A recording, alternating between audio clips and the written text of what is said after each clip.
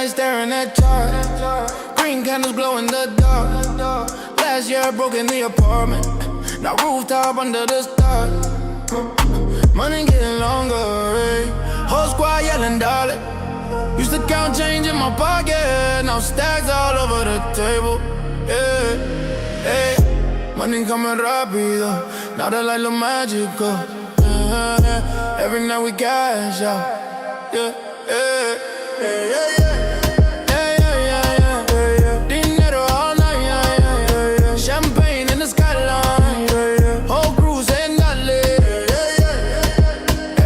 Payday, every night a payday, yeah, yeah. Every night a payday, payday.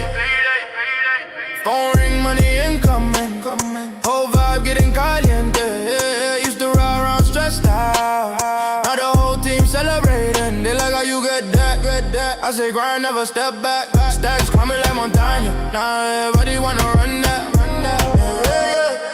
yeah, yeah, yeah, yeah.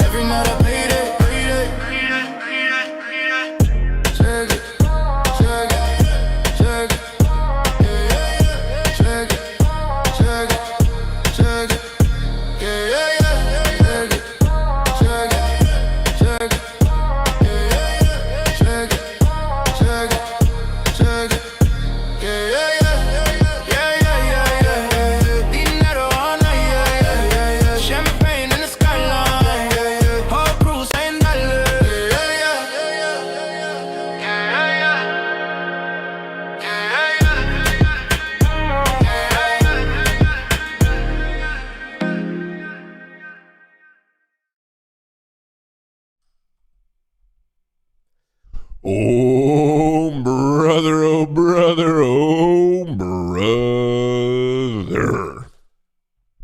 Good morning, and welcome back to the Matt Kohrs Show, where it is a beautiful, beautiful Tuesday, April the 14th. Folks, it's going to be 80 degrees where I live. Allegedly, if you believe the weatherman, it's going to even be 80 and sunny. Brothers and brotherettes, my goal today is to quickly lock in some tendies and then get outside. I don't know if I want to go for a walk, a run, a jog, a sightseeing tour. I don't know what I need to do, but your boy needs to get some vitamin D into this body. It's no longer a reasonable excuse for me to be a walking bag of mayo. Yes, I'm going to continue to be a fat loser, but I want to be a fat loser with a nice golden brown tan. And look at how white this is, dude. Dude, when you open up the dictionary and you look up the term white guy, there's just a picture of me. It's just far too white. It is far, far too white. So we got to do something about it.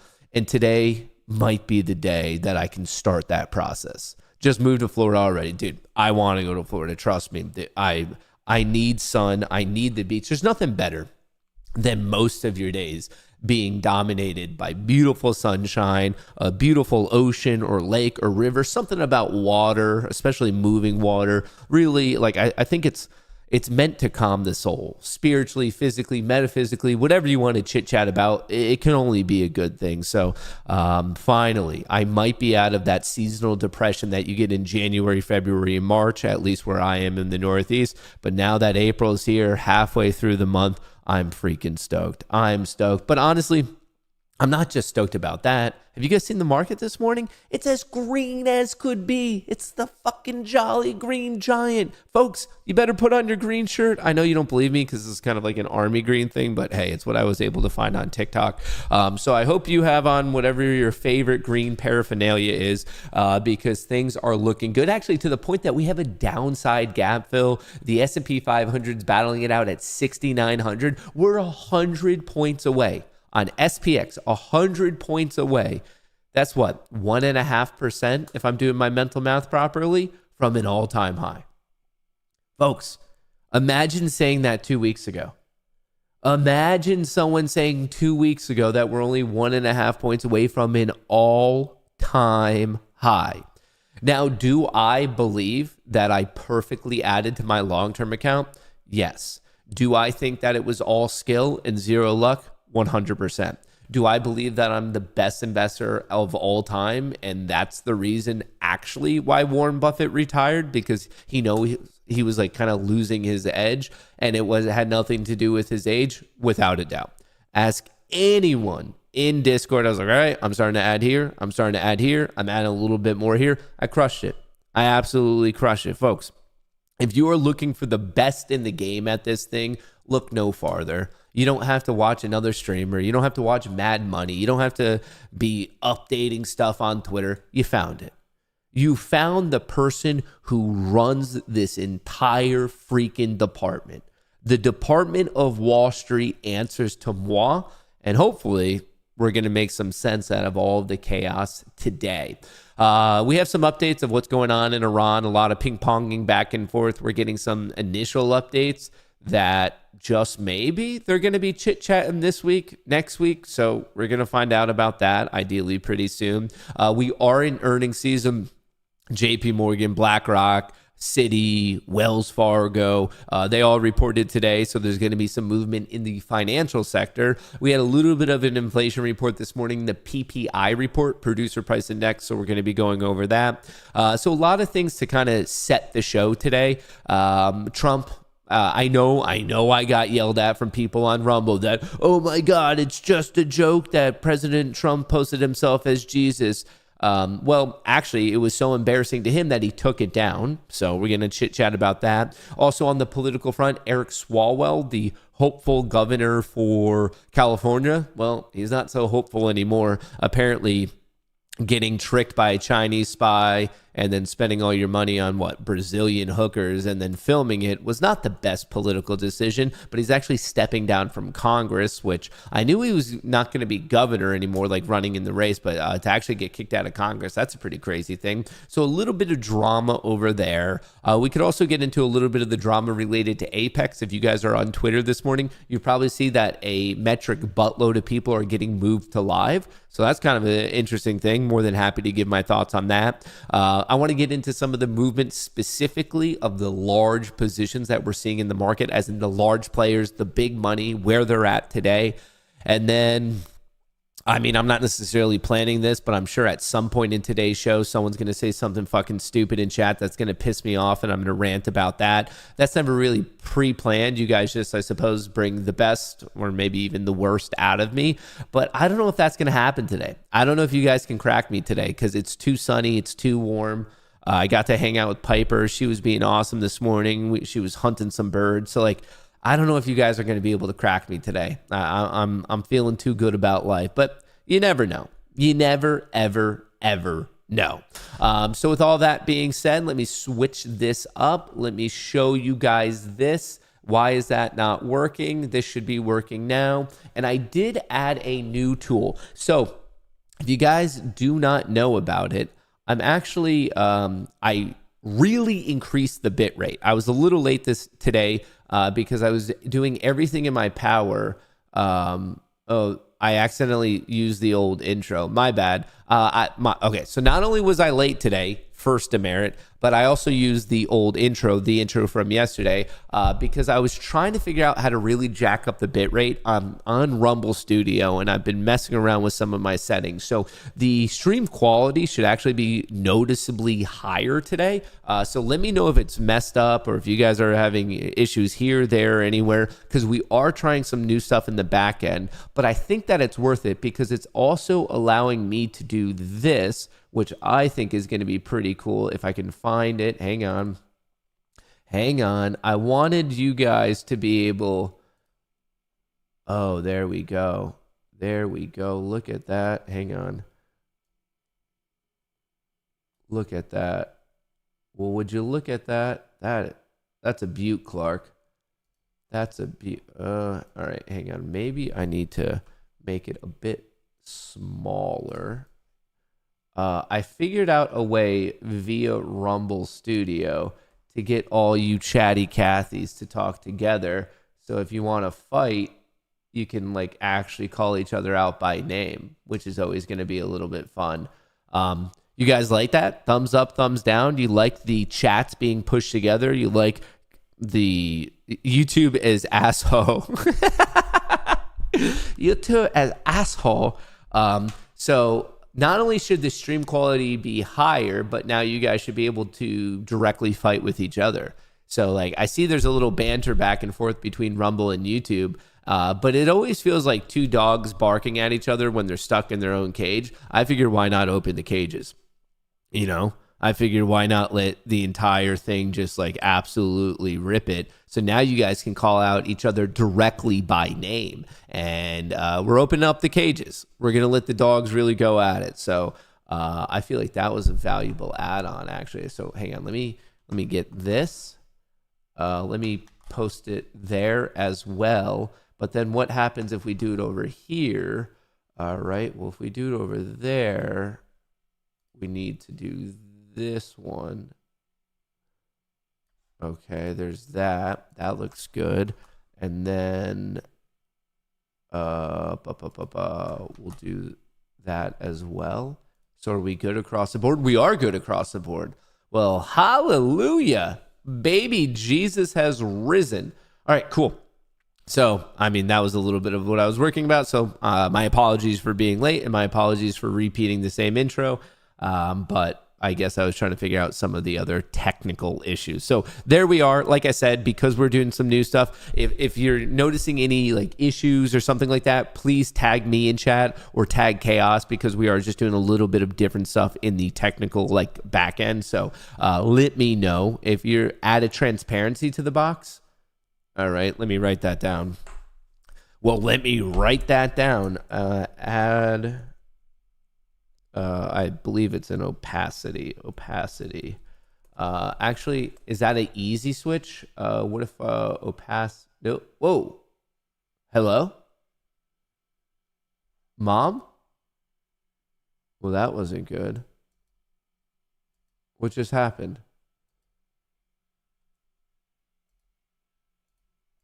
What did I just do? All right, I don't know what I just did with that one. Okay. I see what I'm doing. I'm just trying to switch the chat right now. It's not an easy fix. So, okay, I'll figure that out later. But sorry, I thought I deleted the entire like setup, and I was like, that's going to be a rough start to the show. But anyway, we are all good. So here's what you need to know is the market is very green. Stock futures tick higher after S&P 500 erases Iran war losses. So a couple things to get into. Obviously, as that title alluded to, the Iran war, oil's coming down, market up, Bitcoin up, even volatility is getting crushed right now. But we also have some pretty good earnings. I want to chit chat about that. And then we also have some interesting things taking place in the options market, specifically that volatility is expiring tomorrow. There's a lot of puts. So right now, we're actually seeing almost bearish suppression because of these vol contracts. So there's a lot of interesting things to get into today. So let's just get it ripping. U.S. blockade sets up game of cat and mouse. So if you didn't know it, Iran was blocking the strait, and then we were blocking their blocking of the strait. So it's kind of like two negatives equal a positive in an illogical sense. Breaking: the U.S. military has officially begun its blockade of the strait. So this happened at 10 a.m. yesterday. Over the weekend, the talks with the U.S. and Iran, I think held by Pakistan, were not going well. And then Trump basically said, all right, well, we're going to blockade your blockade, basically. And this all officially got underway at 10 a.m. yesterday, almost 24 hours ago.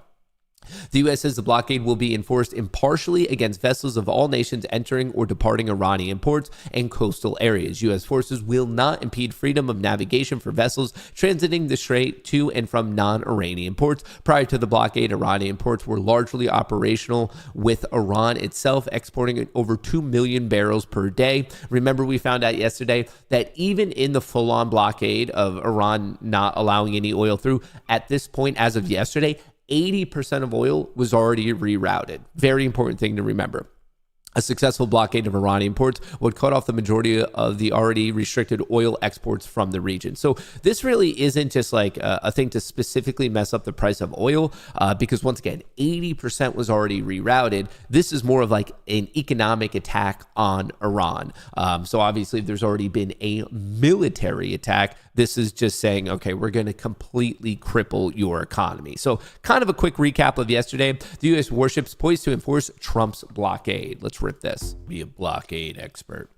Something to consider. But anyway, near the end there, you probably heard, well, we might be able to use land if the other countries are allowing us to use their land. Probably not going to happen. Saudi Arabia is pressing U.S. to drop the blockade, so probably not so stoked to do something to assist them in the blockade. Gulf energy exporters worry Iran could escalate and close the Bab al-Mandeb, I hope I'm saying that right, the main exit route from the bottleneck Persian Gulf oil. So they're not so stoked about it. They're not the only ones. China calls U.S. blockade of the Strait dangerous and irresponsible. Well, no shit. They're obviously supporting Iran, and they want the oil from Iran, especially since we already kind of messed with Venezuela. So of course they're going to call it irresponsible.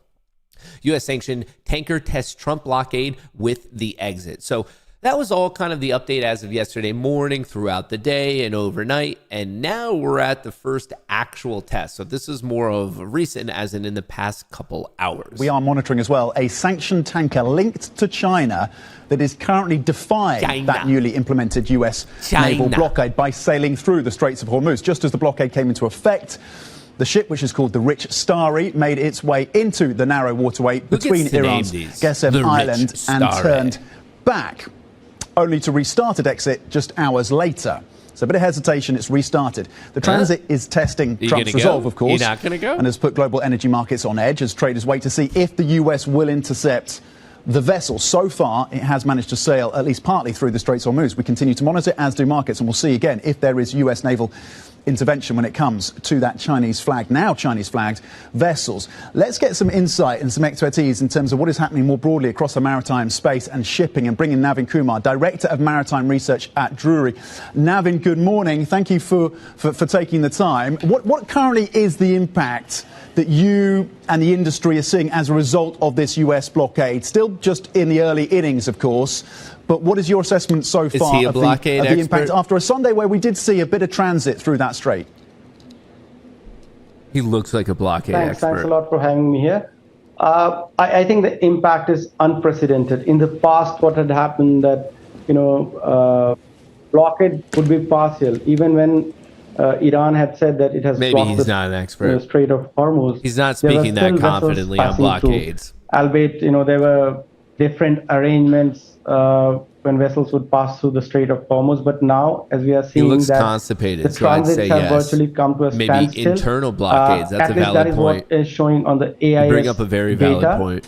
But we are actually of the opinion that there are still some vessels that would pass through the Strait of Hormuz, and it seems to have a blockade of getting this out. It isn't as straightforward as it seems on the face of it. Why the fuck is he on TV? I don't know. Ask Bloomberg. Don't ask me, dude. Don't get mad at me. Signals are not very definitive, so you cannot say with surety that the Strait of Hormuz is completely sealed. But in the current situation, it is definitely a case where it is more. Quick question: why don't we just dig a little canal right here, right there? This is a pretty skinny part. What's that? Mile? 2 miles? Why don't we just dig out a little trench, a little canal? Why doesn't the UAE say, you know what? Fuck this. We're just building it all the way through. We're going to control it. Persian Gulf to the Gulf of Oman. UAE, we all know you have an endless amount of money. Build out a canal. Dig. Why? Someone is. I know we don't have any blockade experts in here, but we might have some canal experts. So to all the canal experts in chat, we fucking built the Panama Canal. These guys have money. Why not build your own? And then anytime Iran starts popping off about the strait, you can be like, all right, we have an option. So can someone, it it would cost trillions to dig a little ditch? I doubt it, brother. I doubt it. Big mountains. Oh, it's mountainous? More difficult to pass through the Strait of Hormuz than it was a couple of days ago. And what then is that doing to freight rates? Now, then, is there further upside pressure on freight rates, or have we all reached a gap peak? experts. No, I think there is further upside on the freight rates. You just need a lot of money. What do you think the UAE has, a number brother? of those vessels are laden, some are in ballast. So effectively, the supply that would otherwise be carrying cargo is doing nothing. I'm talking so about basically boats. That supply has been soaked up, doing nothing. So there is short-term pressure on freight, but if this blockade, I can picture it now. The Trump Canal for peace and prosperity. Just the best waterway gap of all time. It's huge. It's a huge gap. I can picture it. I think they should pitch that. But anyway, that guy, expert on blockades. We need an expert on canals. He's being a little bit of a negative Nancy, but the market has a very, very different opinion. U.S. blockade is set to boost American exports. Remember, we have a lot of energy ourselves, but unfortunately, it's also going to be jacking up the price at the pumps. U.S. crude oils exports are poised to hit a record this month as more than 70 super tankers approach the Gulf Coast. If you guys don't know what a super tanker is, it's basically a normal tanker, but it evolves after hitting like level 40. So it becomes a super tanker. And apparently, we're going to start ripping it. But yes, prices are going higher. Not going to be so good for inflation. Oil falls as IEA predicts demand destruction will spread and hopes for fresh Iran talks. So this is all pretty temporary. I'll show you oil. We're at 95. It looks like it put in a lower high. Obviously, we have lower highs, higher lows. By definition, that is consolidation. I think it gets kind of interesting if it breaks below 90, and then I think we're going to see a giant vomit below 84. It's going to happen. It's just kind of a question of when. There's no doubt in my mind. Oil's not sitting here. It's not just going to chill at 95. Granted, I thought it was going to kind of get going in late March, and it turns out we're in mid-April. Eventually, this will collapse back down to the mid-60s. Once again, it's just a question of when. This demand destruction, this is all a temporary thing of what's happening. So yeah, for a temporary period, we're going to have higher prices. We're going to have higher inflation. But I don't think this is really going to be permanently negatively impacting the system. It's just a matter of time. The Iran war could cost the American taxpayer $1 trillion, according to Harvard. Now, I don't know if you guys want to believe Harvard or not, but I do. And that's a lot. But also that's probably a third of what we spend on fraud and bullshit anyway in the government. So whatever. I'm salty about it because I just paid my taxes yesterday and it was way more than I expected to pay. So I don't know, my mindset on this idea of paying taxes, I'm so disassociated with the entire concept because the entire thing is just bullshit. I'm paying taxes apparently for a war that I didn't sign us up for. I'm paying for fraud that I sure as fuck didn't sign us up for. I'm paying for a local government that I rarely use their services. So I don't know. I'm not the guy to talk to about taxes today because I just paid mine and it was disgusting. Oh, and don't forget, tomorrow is tax day. So if you haven't paid yours, you might want to look into it. But it's still better than living across the pond. Is how can we reduce the demand? Because, of course, the least expensive energy is the energy that is not used. We should reduce demand while fully respecting the free choice of consumers. So we are looking at energy efficiency levels such as renovation of buildings or the renewal of equipment in industrial operations. These are some measures, but there are also other measures that we will present or will be the core of the presentation of the communication. Imagine that being your big brain plan to help with short-term energy price spikes is stay home, don't drive, and don't use electricity. That's what's being said by the president of the ECB, the European Central Bank, the equivalent of Jerome Powell, but obviously over in Europe. That's their big plan, is just, you know how you can help with energy is by not fucking using it. So as much as I'm complaining about stuff here, it could always be worse. Iran moves pausing its Hormuz shipping to avoid derailing talks. So the most recent update of this whole thing from this morning, 8 a.m. today, is actually positive, and that's why you're seeing a lot of green in the market early this morning, especially this pop right in this zone, right around 8 a.m., is because apparently Iran saying, hey, we might chill here if you guys actually want to talk. Second round of U.S.-Iran negotiations may be scheduled for next Thursday, according to the AP. Maybe it happens, maybe it doesn't. Very, very quickly, Fed nominee Warsh clears a hurdle to Senate hearing. The chance of him being nominated by the 15th is about 50-50. Don't forget, we are still getting key macroeconomic reports. PPI coming in much lower than expected, so that's very, very good. Oh, very quickly on that note, dingity ding ding ding, the world's largest casino is now open. Best of luck to all. Play responsibly, and if not, have fun. It's just money. You can't take it with you when you go anyway. All right. So as we're letting the opening session get rocking, everyone calm down. Everyone, please. Everyone, just stay calm. Oh my God. I think I shit myself. I told you to stay calm. You never know when there's going to be a little house cougar attacking you. Get your mind out of the gutter. That's not the kind of cougar I'm talking about. I'm talking about a real one, a micro panther. I told you guys to stay calm, and you didn't stay calm, and you got us all attacked. What are you doing? You trading today, or are you napping? This is the chief investment officer of my hedge fund, and I don't really know what her vibe is today. She was hyper aggressive this morning. Dude, this cat heard a bird this morning popping off outside of our window, and she went into straight murder mode. She did that chittering thing, and she like ran up to the window, and she's like, listen, motherfucker, if you don't get out of that bush, I'm going to end you. So I'm trying to read her vibe today. You want a nap? Was that too much bird murdering for you today? Yeah, she's a big bird murderer these days. That's her like new chapter in life, is how many birds can she successfully murder. So let's hope that she chills.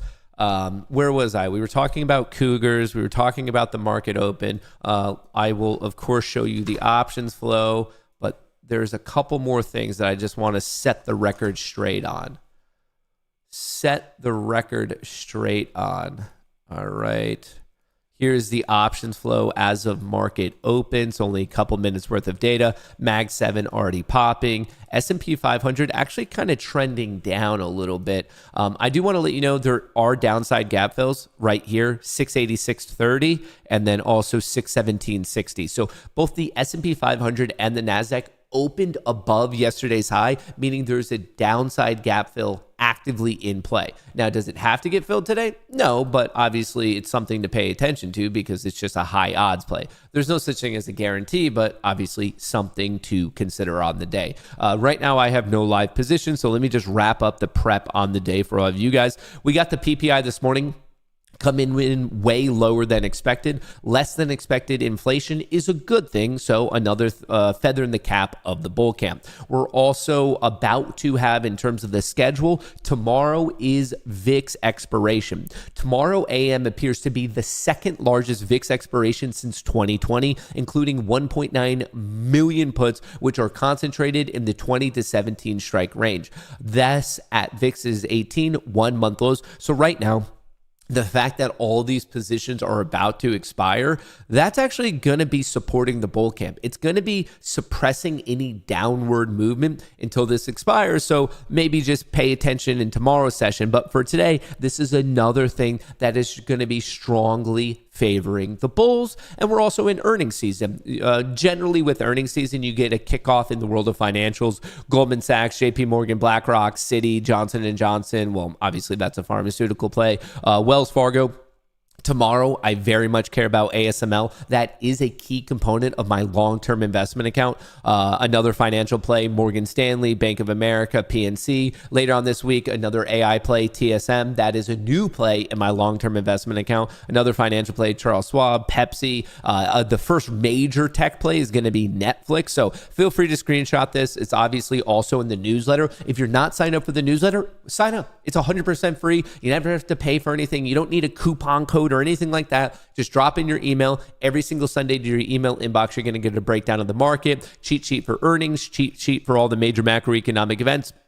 Today, we're already done. PPI report came in less than half of what was expected. Obviously, pretty bullish. And then most useful is I give you the seasonality. And just so you know, today, historically, on the past 27 years worth of information, it does favor the bulls. For about 2 decades, this day was flat, no real strong seasonal influence. But then for the past 7 years, the bulls have been in control. The profit factor is a very impressive 2.2. So just want to call that out. Tomorrow is more bearish. Thursday's a bit more bullish. And then Friday's also a bit bullish. Once again, you could get that all for free.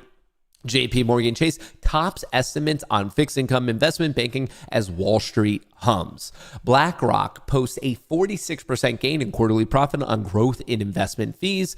Citigroup beats estimates boosted by gains in fixed income. So basically, earnings are beating. We have positive news as it relates to Iran. We have lower than expected inflation. Vol is suppressing any downward movement. When I put that all together and then pepper in the fact that 5-minute, 10-minute, 30-minute, 4-hour, 5-minute, 10-minute, 30-minute, 4-hour, how can you not be bullish? The only thing I see going on right now that I'm like, that's not the most bullish thing is the downside gap fill. Statistically, the chance of us hitting this downside gap fill today is pretty high, in excess of 75%, but that's not a guarantee. That's the only thing in short-term day trading, scalp trading I could possibly point to where I'm like, oh, like I want to be bullish, but maybe just not bullish now, like maybe wait for it. But once again, it doesn't have to fill. We could honestly just rip today and maybe we get the gap fill later on. Maybe it happens tomorrow after the VIX expiration. That's the only thing I can point to. If I look at price structure, momentum, options flow, VIX expiration, Iran news, recent earnings, inflation report, seasonality, literally everything is pointing in the direction of the bulls being in control except for the downside gap fill. So if we like, in a weird way, I kind of wish we almost got that out of the gate. Like I wish minute one, we just dipped down, got the downside gap fill, because then we would be good. But even oil is starting to break down. That's going to favor the bulls. If we look at options flow, Mag 7, the 0 DTE, not doing much. Oh, technically it's a 1 DTE. The all expiration is just ripping. Looking at the S&P 500, it dipped a little bit. That's starting to pump. Obviously, this is only 6 minutes worth of information, so we have like more going on. But right now, there's a lot to be happy about if you are a bull. Now, of course, the situation is dynamic. At any moment, we can get an update about Iran. At any moment, that could completely torpedo the market. But just like a snapshot of what's going on right now in real time, the market is crushing. And you bet your bottom dollar that I took advantage of it. I built out this new indicator called Show Trades. And I want to show you the trade that I had today. Show trade. Where is it? Show trade. Where the fuck is show trade? Show trade, add, apply, boom. Okay. So here's the trade that your boy took this morning right there. Long at 7:10, and I got out at 8:30, so I was in that for an hour and 20 minutes. As you can see, I made 75 points, $1,515. That was the trade. Long around 6:38. I got out at 7:14. It was basically, I intentionally just went for oh fuck. Sorry, the new chat thing messed me up a little bit right here. Sorry about that. I went long at 7:10. That was the entry. I got out at 8:30. I was in for an hour and 20 minutes. I got in around 25,638. I got out around 25,718. I was riding momentum. I waited for the pullback. I waited for a little bit of short-term strength. I took the long and I rode it for 75 points, which is exactly how I already made 1.5K on 12 different accounts. So what's that? 12,000. So 18,000. I'm already up 18,000 on the day. And then I just scalp traded these because I already hit my profit target. There was no point in like legitimately continuing to trade those. So on these take profits, I already hit my profit target. Who cares? I'm just scalp trading it. Tradeify's, I have 1,000 to go until I pass these 5 tests. On the Legends, that's already funded, so I'm just trying to run these all up to 160,000, just so I could get that payout. And then right here, I do have 2 fresh funded accounts that take profit. So these ones are uncapped. So I guess if I catch a trend, I could keep riding it with that. So we're going to see how that one goes. But that was my one trade of the day. Long at 7:10 a.m., out at 8:30. Ask anyone in the Discord. I streamed the entire thing, and to give you guys the reasoning behind the trade, it was literally just the analysis I've just given you of price structure, momentum, options flow, VIX expiration, Iran news, earnings, PPI report. Obviously, you can see I locked in on the PPI report, but most of the odds were saying that PPI was going to come in cooler than expected. So it just kind of worked out perfectly. And that was damn near a top tick, because obviously I'd be up higher if I waited till just now. But obviously I was able to get out at 8:30 and not have to wait all the way until 9:35. So that's where my accounts are at. Obviously, I just want to be transparent, let you guys know what's going on, what's not going on. So that is the current situation of things. All right, okay, that's not right. That's not right. Let me bring this back. Hang on, I need to switch this for 1 second. My options account is on the wrong screen. Okay, it is now on the right screen. Let me move myself over there. We don't need that. Here's a look at the S&P 500. But then this is the flow, obviously up and away thus far. But what I want to point out to you is kind of my idea of where we could go today. And you could see the spot gamma implied 1-day move high, and this giant positive node is at 6,950. Write that down. Mark it on your chart.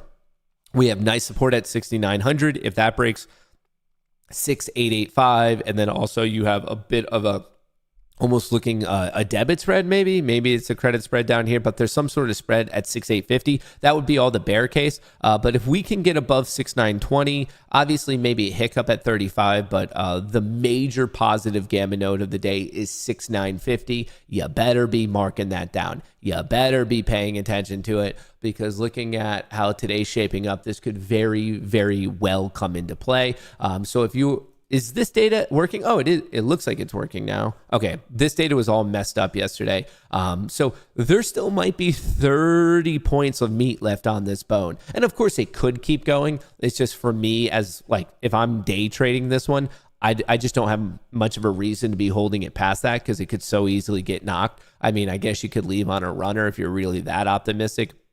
You could look at 6,965 and then pass that 7,000, but both of those would be reach targets. If you are a bull on an intraday basis, this is clearly, as of now, and remember, all these gamma levels are very dynamic, so it can switch whenever, but you gotta watch this. And here, if you want to screenshot this right here, 6,950, this is the major positive gamma node, 6,950.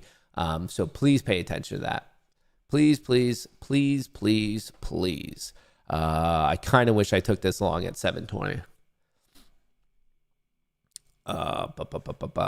Okay, I could go for 1,000 on those.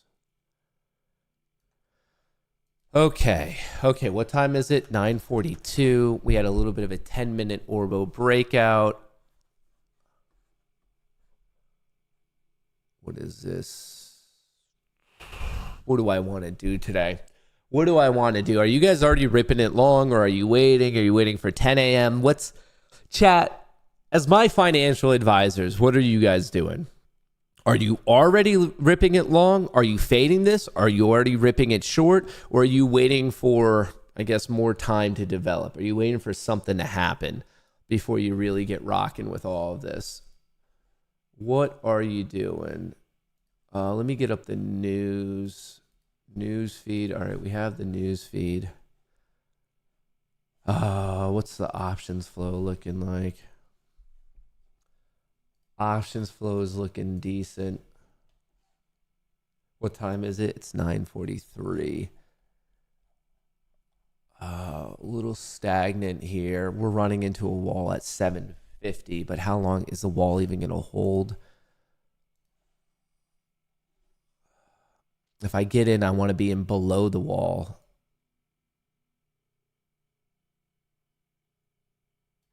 Order Fuck filled. it. When in Rome. When in Rome. When in Rome.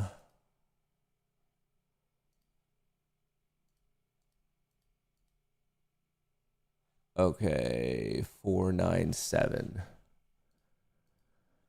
Okay, 497. I need to trade some of these accounts separately. Okay, so the tradeifys, I need to lock in $1,000, which is almost perfectly Order 800. submitted. Because right here, these take profits I already passed. They're at 159. I am not trading them. On the tradeifys, I need to get them to 159. So I'm going for another $1,000 right there, $1,000. The legends, $1,000 is probably pretty nice because I could lock in 2.5, but the most I could do on those is 3.5. And then the take profits are uncapped. There's no consistency there. So, okay, the ledge, how do I want to do this today? I think I need to trade them in 3 separate trunks. So clearly on the tradeifys, I'm just going for the $1,000. Okay, cool. The legends and the take profit, I think I do need to manage these separately. Okay, so I'm gonna, I made my decision. I'm gonna manage them in 3 separate chunks. Hopefully this gets going. I mean, there's a chance that I have to manage them all just like perfectly together and it just doesn't work. Oh, you guys are right to yell at me. Stop loss. Let me make sure I disable. Okay, I don't want any double orders going on. Sell stop Order market. submitted. All right. Order submitted. All right, so we are managing the group separately. Separately. A nice bounce off of VWAP. The perfect trade thus far of the day was this long at 720, as I kind of said, because you pop, you pull back to the IB 50%, you pull back to VWAP, you break out, your risk is 703, you're long at 720, you're taking on a 15 to 20 point risk. That was the beautiful trade. I just had to wash, rinse, repeat it on the next pop, pull back. I could have been a little bit better at 42, but I got to fill at 47. Whatever. 5 points isn't going to make or break my day. But the higher quality trade there was the pop off of regular trading hours VWAP. It very much was. Indicators, we don't need this one right now. Let's get rid of that. That's just going to muck up my screen. So I'm looking for 800, which also means I need to look at some of these key levels, which I did not properly do. Okay, so the pre-market high, I like to mark out the overnight session low and high. That's this white box on NQ. So that was 722. So we have already broken that. What if we go to the 30 minute? Okay, no, we got to go, I guess, even longer. Let's go to the 1 hour. Okay, so we are getting a clear technical breakout right now above 700. And I don't see much stopping this. Maybe, honestly, pretty close to 26,000. I'm just looking at this chop all the way back here in late January. Yeah, it's in that zone because there's some places above and below. What's this extreme? That's 868, which if we hit that, I'm golden anyway. Oh, decisions. All these decisions.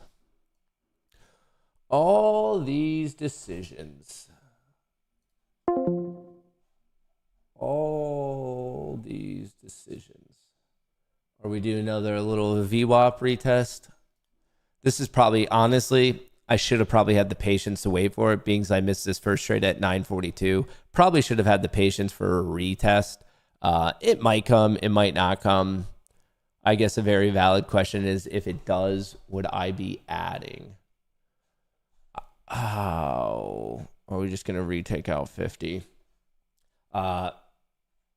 I am in a long position. You might be wondering why. Well, it's pretty simple. 5 minute, 10 minute, 30 minute, 4 hours all bullish. 5 minute, 10 minute, 30 minute, 4 hours all bullish. Mag 7 flow is up and away. S&P 500 flow was up, turned from this flow alert. So hopefully that doesn't last too long. And then Icarus has been firing long like a gazillion times already today.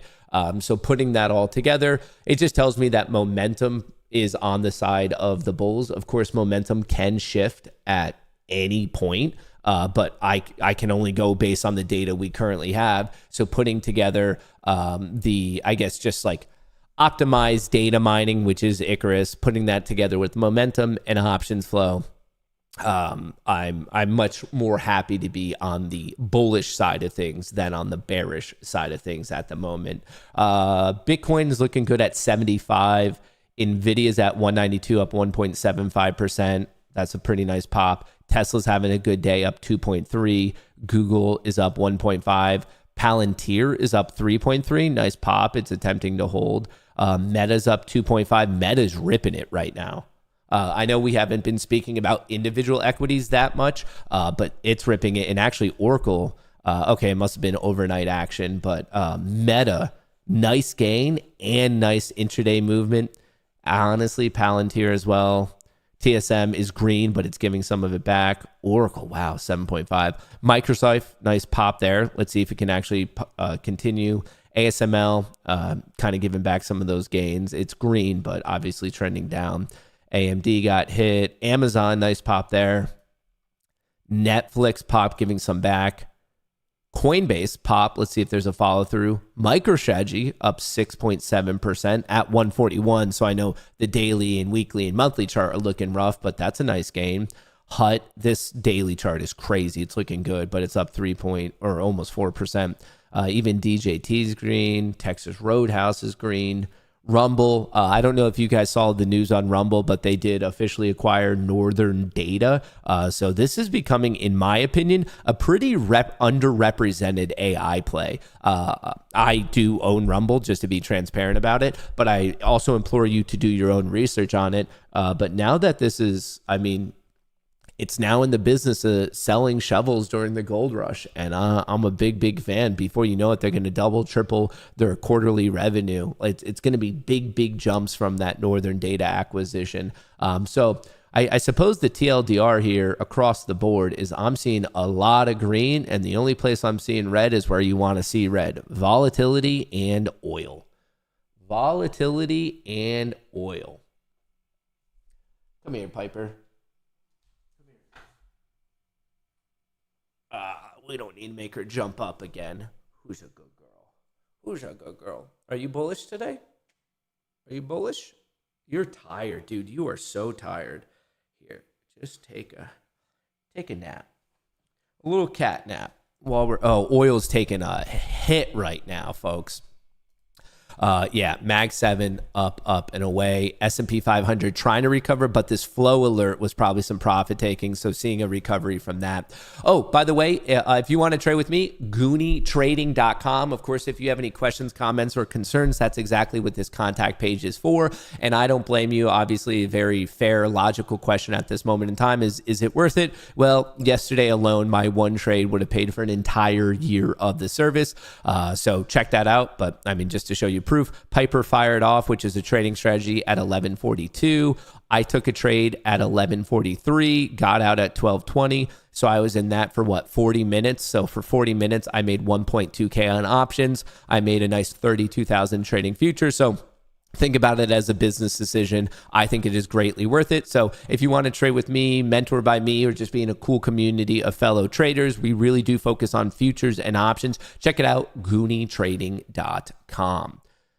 Goonie Trading, the Gooners, the Goonskis, the Goonaroonies. Those are actually not what we call people. I'm just workshopping it. Dude. Bitcoin's ripping. Bitcoin is ripping it. What am I going for? Should I have done more contracts? So the Tradeifys, I intentionally need $1,000. Instead of it reading 158, I need it to read 159 so I can pass those tests. I'm basically break even right now. Slightly green, but basically break even. We're having an issue really sitting above 750. We ran into it. Now maybe it's turning into a little bit of support. What time is it? 9:53. I'm trying to be mindful of a potential 10 a.m. reversal. it doesn't happen all the time, but it happens enough that it's like kind of worthwhile to note. It's worthwhile to consider for sure. Oh, the 5 minute and the 10 minute are already popping. It could be a reasonable pullback on the 1 minute. How much am I up? I feel like I should either use a very tight risk, because here, like, it could just knock to this level and then knock me out. I'm trying to think of a better way to manage the risk, because if I use this low at 949, it could easily just tap RTH VWAP and bounce anyway. And then the same logic kind of goes here. It could just tap the 50% IB in this low and then bounce anyway. Do I just really need to risk today's intraday low? Like, is that the smartest move at this point? Risking the gain that I've already made? I'm not really happy with my levels because the chance of a wick out is relatively high. So the other option is, like, I'm either giving it more room, or I have to play it very, very tight and basically say it goes from here, and if it knocks me out, just buy at these other levels. Oh, how do I want to play it today? There's sellers at 742. There is the chance of a 10 a.m. reversal. There is the gap fill, but the momentum isn't there. Obviously, if things start to break down, yeah, I'm going to be mindful of that, but all I could do is play the momentum right now. Remember, folks, just because we have the gap fill stats, that doesn't mean it has to happen in the morning. I am a big fan of trading the gap and utilizing that as a trading technique. I'm fully there with you. I don't disagree. But you have to remember, that's just the stats for the next day, not necessarily the next morning. So it could get filled, but it could be in the afternoon. It could be midday. You could have a big movement before the gap fill. And this is more of a day trade. So I'm more so seeing if I could just ride this up to 800 and call it a day. Or do I want to add it on this? What are we looking at? Oh, see, the party has gotten a little less exciting ever since that flow alert right here. We had an abnormally large trade at 943.40. And ever since then, you can see what happened to the S&P 500 flow. The Mag 7 is still showing strength. And the NASDAQ was same thing. We had this flow alert around just past 945. And ever since then, it's been changing its tune. So I'm kind of waiting to see if momentum can grab hold once again. I'm waiting to see if momentum can do what momentum is supposed to do. Or are we actually getting a legitimate switch up? Is it a legitimate switch up? We're just at VWAP right there. This orange dash line.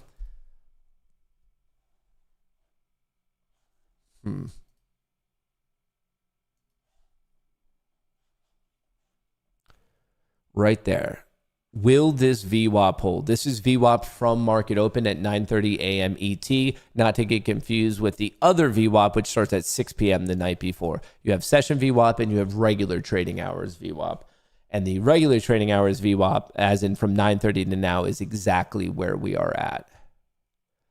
It is exactly where we are at.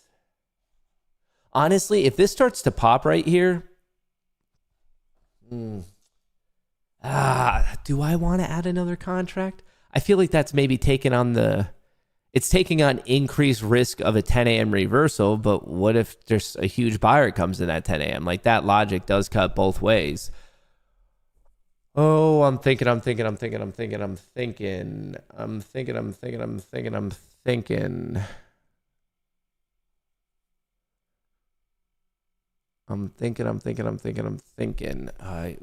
know what? I should probably put up this VWAP on this chart so I could see it.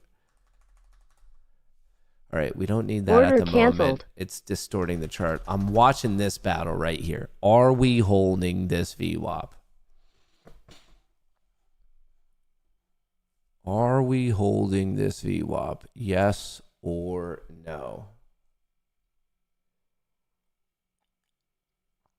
Ever since 952, we have been slightly trending downward. Obviously, the overall trend is up. I'm just commenting on this short trend where we do now have lower highs and lower lows. And it's maybe not holding here. Maybe not holding there. But is it just a little tap here at VWAP? Is it a little just love tap? Like, what do we have going on? What do we have going on here? Are you guys buying this or are you waiting? How are you guys doing it? This is an interesting new take on trading. What? Buy low, sell high? That's a new take for you? With the gap, I'd say neutral and possible reversion. Once again, I think you're misunderstanding what the stats of the gap fill means. Just because the odds are high of a gap fill the next day, that doesn't necessarily mean in the morning session. It could come in the morning or midday or late day or not at all. So this idea of no, you can't go long because of the gap fill, that is specific to a particular trading time frame. If you plan on holding the trade all day, yeah, that's something you have to consider, obviously. But what if you're not? What if you're saying, hey, I just want to maybe get in for a quick 10, 20, 30 minutes and get out? So please don't misinterpret what the gap fill stats actually mean. It's just high odds of it getting filled at some point in the next trading session. Playing the 10 a.m. reversal to the opening day low. If you do it, just make sure you have reasonable risk, because right now you're still fighting momentum. You're not fighting momentum on the 100 tick, but this is like the smallest chart you could possibly do. So like, yeah, it's going a little bit bearish, but that's only from 9:54 till now. So you have 6 minutes of a bit of a pullback when every other time frame is still bullish. So like, I give you a 50-50 shot. I'm not saying it's a bad play. I'm just saying it's a bad play if you don't have good risk, because this could just pop. Obviously, it could also drop, and that's true at any point, really, on any time frame, which is, remember, why it always comes back to, did you just have good risk management? Oh, do I want this? I'm close. Do I want this? Oh, do I want this? Do I want this? Do I want this? Yes, no, yes, no. What time is it? It's 10:01. Maybe I should wait for a couple minutes to play out just in case there's a weird 10 a.m. reversal, to not get caught up in any baloney.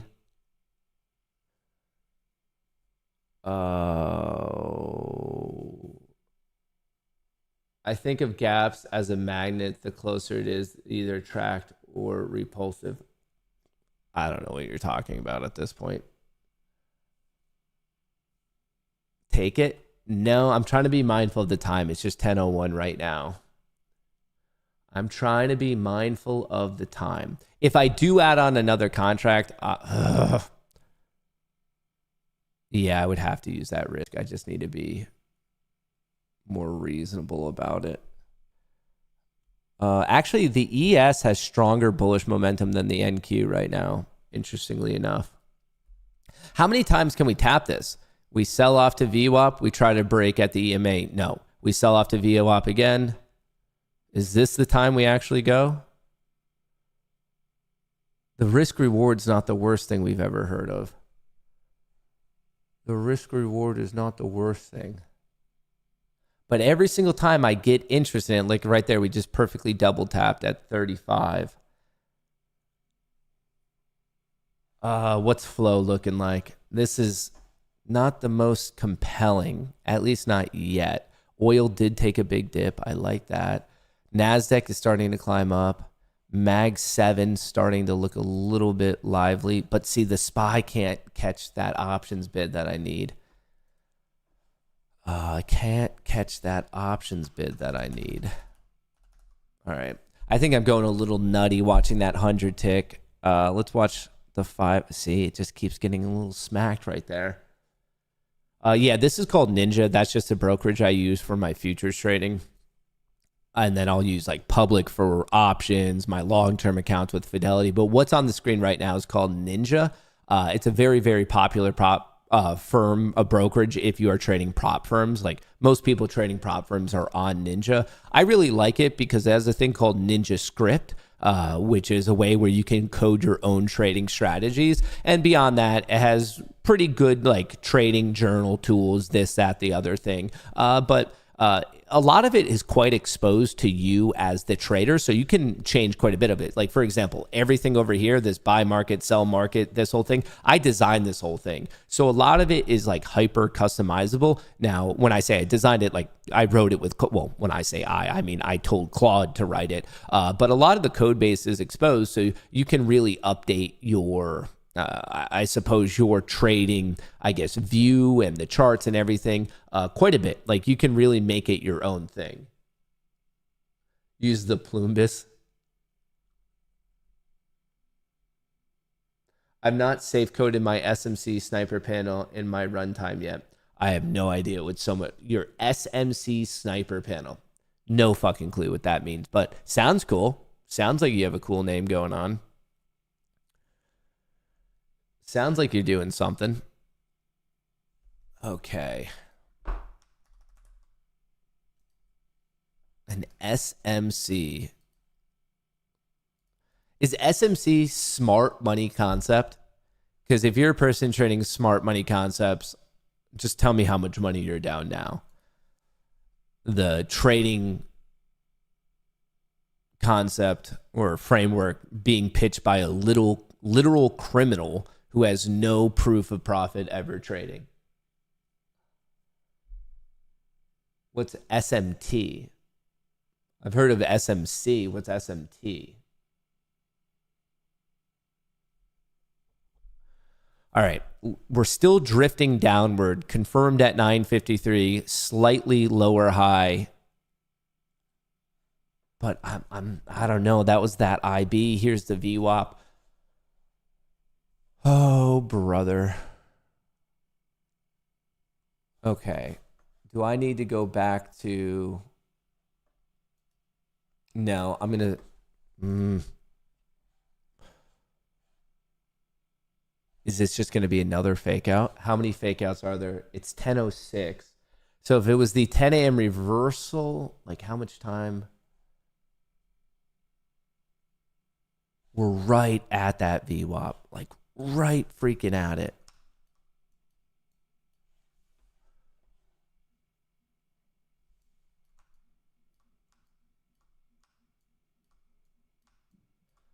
What do you think, teamity team? Is this the buy? Are we actually recovering this time, or is it another fake out?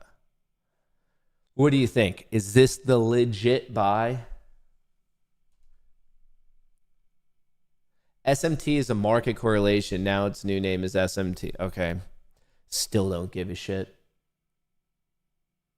Still don't give a shit.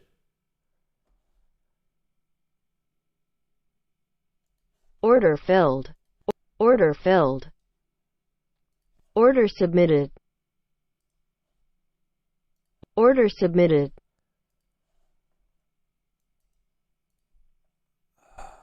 Order canceled. Order canceled. Okay.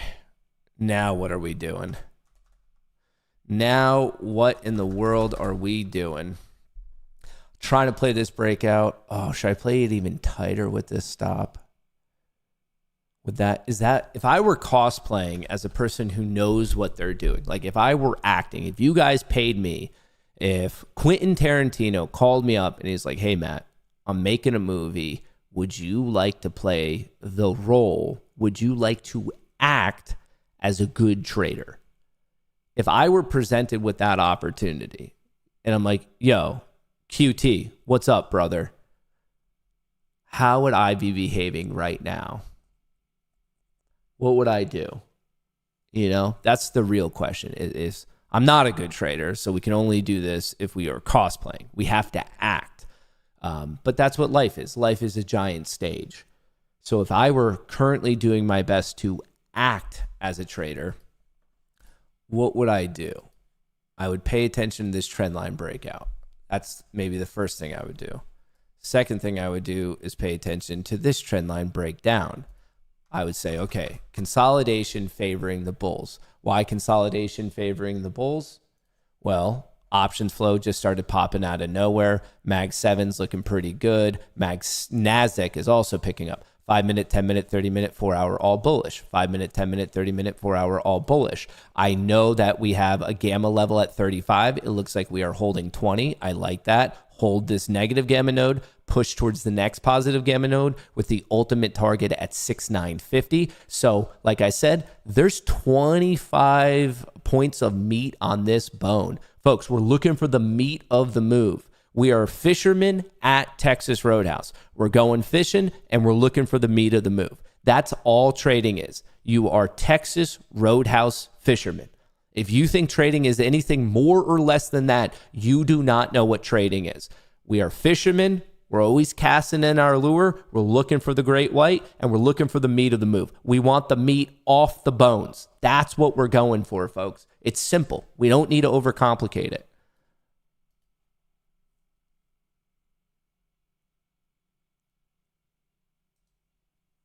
Order submitted. All right. This, if I can hit 6750, I'd be maxing out my trade FIs. Done, done, done. Passing 1, 2, 3, 4, 5 different tests. Come on, brother. Come on. First real one of the day. We're slightly overshooting the intraday high. Hopefully we don't get knocked at this trend line. Come on. We just need 6750. Let me zoom this in. There you go in all its glory. There you go. And all right, we're right at the trend line. Remember, when you come to levels of resistance, you have a 50-50 shot. There's no model in the world. I know people are talking about dumb shit in chat like SMT or SMC or IVG or FVG or whatever the fuck it is. I get that all these people have models, and I'm going to tell you, as a person with a background in computer science and statistics, and I've spent countless hours like just data mining the stats of the market, you have 50-50 shots. You have 50-50 shots at this resistance, at this resistance, at this resistance. 50-50 shot of breaking out or breaking down. When you come to support, it's the same thing. Anyone who is telling you they have a model that somehow outperforms, especially on the intraday time frame, outperforming a 50-50, tell them, Piper, that they're full of it. They're trying to sell you some meow mix that sucks dick. I'm telling you, folks, it's a 50-50 game, and the way you win a 50-50 game, it was superior risk to reward. Right, please don't get rejected at the intraday high. We just hit... No, don't do this to me. Piper, please calm down. I'm trying to buy food for you. Get off. You're on the screen. You're blocking the screen, brother. Dude, I'm literally fucking trading right now. No, Piper. Sorry. She's in, fuck me. No way. Don't do this to me. 2 points. 2.5 point differential. Don't do this to me. Don't do this to me.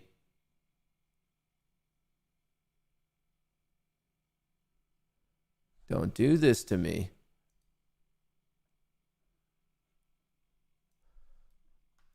That's a bummer.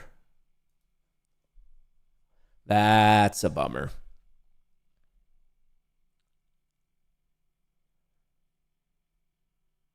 That's a bummer. Oh, do I want to give it more room? Or do I want to make it a true free trade? Because I could use VWAP. What's this low? Hang on. What is this low? This low is 12. 712. VWAP is at 728.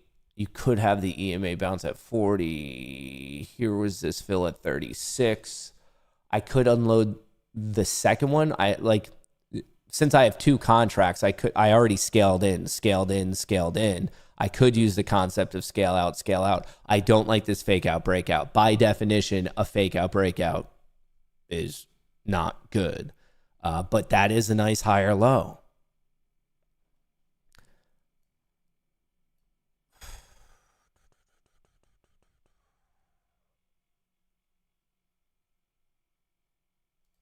I just would much prefer this rip right to where I need it to be. Because once again, I'm just this particular trade on the screen right now. I'm just looking for these to say 159, 159, 159, 159. I'm trying to pass my 5 traded FIs, which is exactly why I have it at $1,000, because that's exactly what I need to pass. It looks like I just have, come on, go for it. Go Order for it. filled. There we go. Hey, Order Macarena. Here comes the money.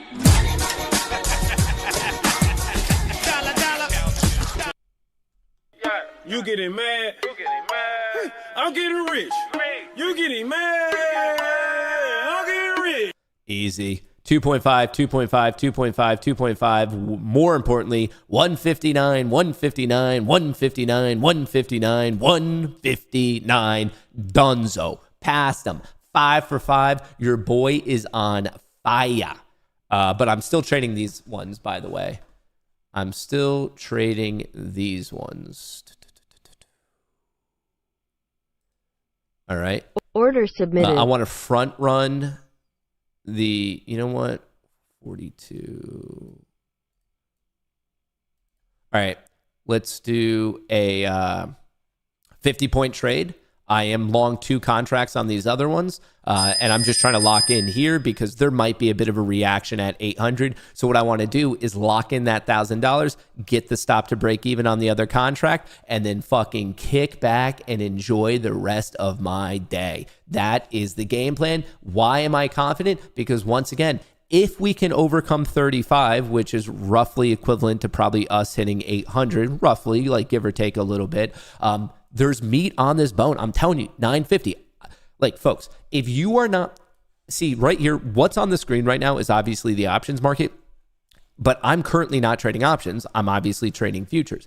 This is the power of using the 2 markets together. I'm using the big player positioning. I'm locating where the big money is at on the options market, and I'm using that in my futures trading. So a lot of the time people are like, well, hang on, if you're trading futures, do you need spot gamma? If you're like, what's going on there? Well, this is how I'm tracking the location of big money players to use that to understand what the market makers are going to do, what I'm doing here. Free trade. Well, wait, hang on. Can I? There we go. You're right. Yeah. We're going fishing. Folks, I said it. Pop quiz. Pop quiz. Pop quiz. Remember, what are we? Chat in unison. This is not hypothetical. This is not rhetorical. I'm at, what did I say? I gave you the answer to this quiz a mere 10 minutes ago. As a trader, what are we? Come on, man. This is a 2-way street. I told you guys what we are. What are we? D-Gens. No, that's not right. Amazing. Fishermen at Outback Steakhouse. Almost there. Fishermen. We're gay fish. You guys are almost there. Almost. Someone almost said it. Someone's going to get a gold star for the day. You just have to say the right answer. Gamblers, no. Risk managers, no. Salmon, we are definitely not. We are fishing at Texas Roadhouse. You almost said it. Roadhouse, risk managers, going swimming, fish, gay. We're gay. Texas Roadhouse fisherman, dingity, ding, ding, ding, D&D guru gets his gold star for the day. Yes, we are fishermen at Texas Roadhouse. You're trying to cast as many reasonable, I guess, lures as you can and catching the meat of the move. We are not attempting to bottom tick. We are not attempting to top tick. If it happens, that's cool. We are not attempting to predict. You are a fisherman. You are reacting. You are taking reasonable shots, as in reasonable risk, and you're seeing how it goes. If you are wrong, you are cutting your bait quickly. If you are right, maybe you caught that blue whale. Maybe you caught that great white. And then obviously the Roadhouse part is the meat of the move. That's how you know when to bag them and tag them. We are looking for the meat of the move. If something moves X amount of points and you can get a good 60, 70, 80% of that move, good. You did your job. Don't do the woulda, coulda, shoulda of the top ticks and bottom ticks and all that bullshit. You're just going to be driving yourself nuts. We're fishermen at Texas Roadhouse. That's what you do. That's what we are. Nothing more, nothing less. I can't exceed 3.5.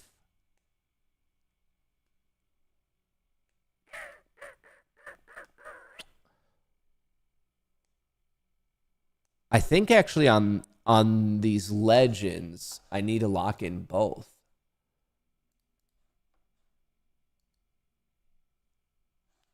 Is that right? Because if I already locked in 1.5 and my max is 3.5, yeah, on the legends, so the only ones I can keep allowing to run Order submitted. are the take profits. So what I'm going to do is the legends, I'm going to lock in there because that should be about 3.5K profit, a little bit less ideally. And then on the take profit pros, I'm going to lock in one, keep the stop at break even. And then if it really runs, it really runs. And ideally, maybe I could ride NQ all the way up as SPX is going for 69.50, which is only 50 points away from an all-time high. 50 points away from an all-time high. If we hit that today, which if you ask me is very much in the cards, that the all-time high is 7,000. How crazy is that? How freaking crazy is that? Hey Matt, do you have any info about the delay payout approval from Apex Legacy account? No. I wish I did. I just don't. I'm just waiting. Like trading, you got to be patient. This is just another test of patience. Looks like we're getting a little knock there, so I'm not so stoked about that current trend. I would like for a higher low to be put in eventually. I would like for a higher low to be put in eventually. Pro.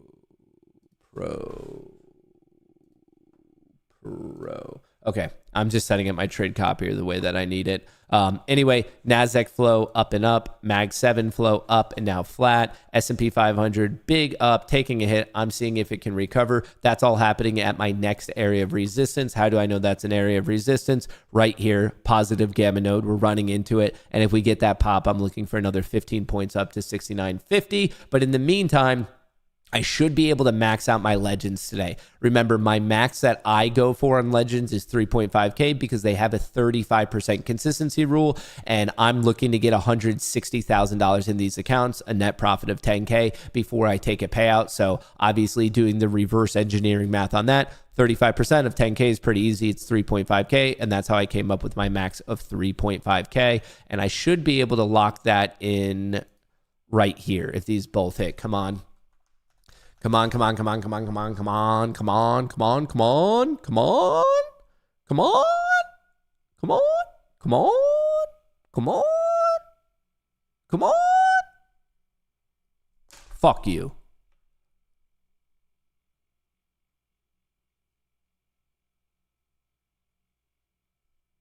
Bro, hit it.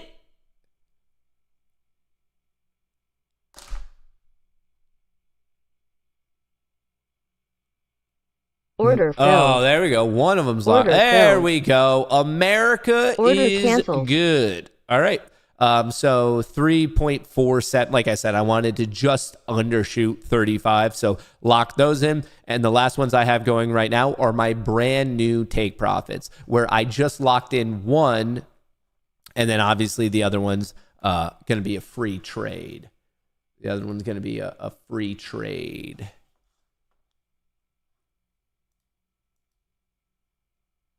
The other one, I just want to make sure my copier is right. Free trade.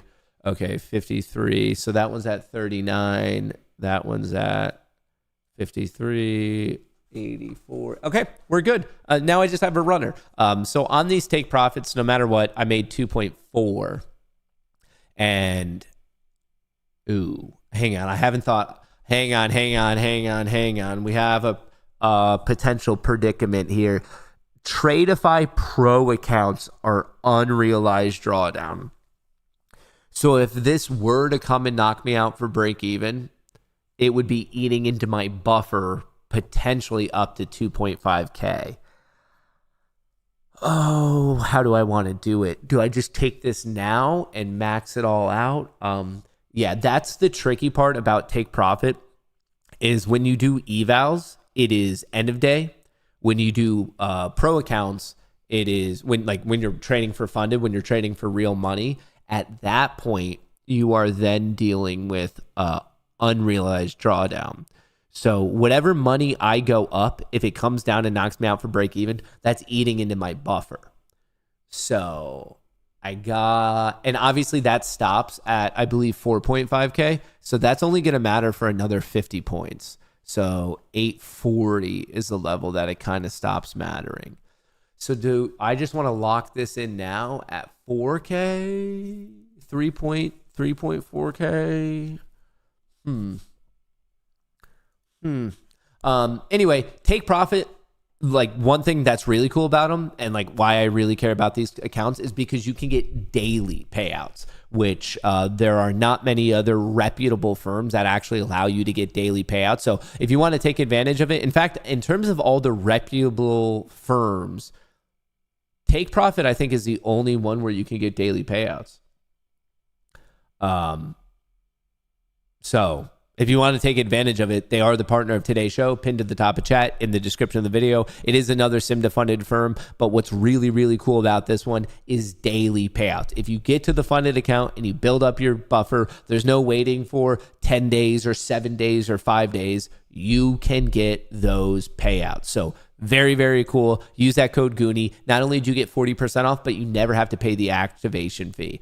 Tradeify offers daily, but only with the DLL accounts. So they make it way too hard.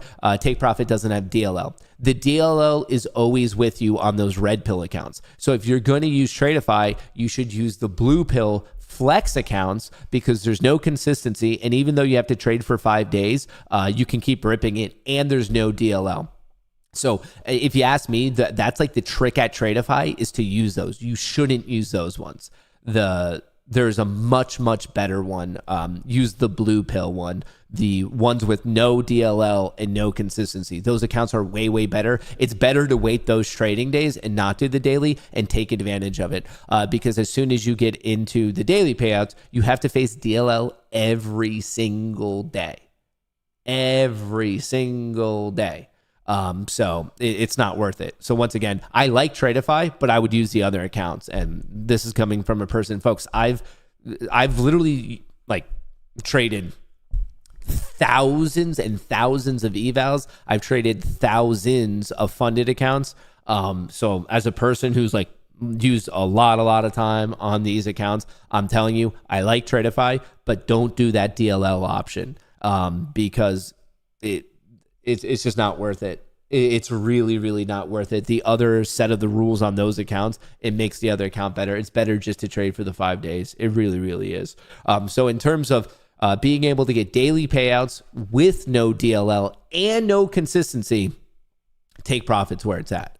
And it's that combination that's important. The no consistency, as in you could just let it run if you have a runner, and no DLL, as in the daily loss limit isn't following you. Take Profit's where it's at. It really, really is. Do you have actively used Vanquish on prop options? So if you had any payouts, yes and no. I think it's fine to have it for new traders who will use the MLL as the stop. Okay, that's up to you, but you can self-enforce a DLL. I don't think the firms, I don't mind DLL.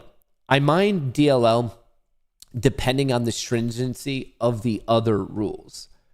So DLL with no uncapped, I think is a difficult thing. So I'm not inherently against it. I do think that sometimes it adds guardrails, but obviously if I have the opportunity at a certain firm to not use DLL, I'm not going to use it. But once again, your argument is you could always self-enforce it, is my point. Why have the enforcement from the company? And even if the enforcement is from the company, by itself, I'm not against it because it just means maybe trade more of the appropriate size where you're not running into the DLL. And that's why I have to consider the other rules. So comparing the Tradeify red pill account to Take Profit has no DLL and no consistency, as in you could just keep running it.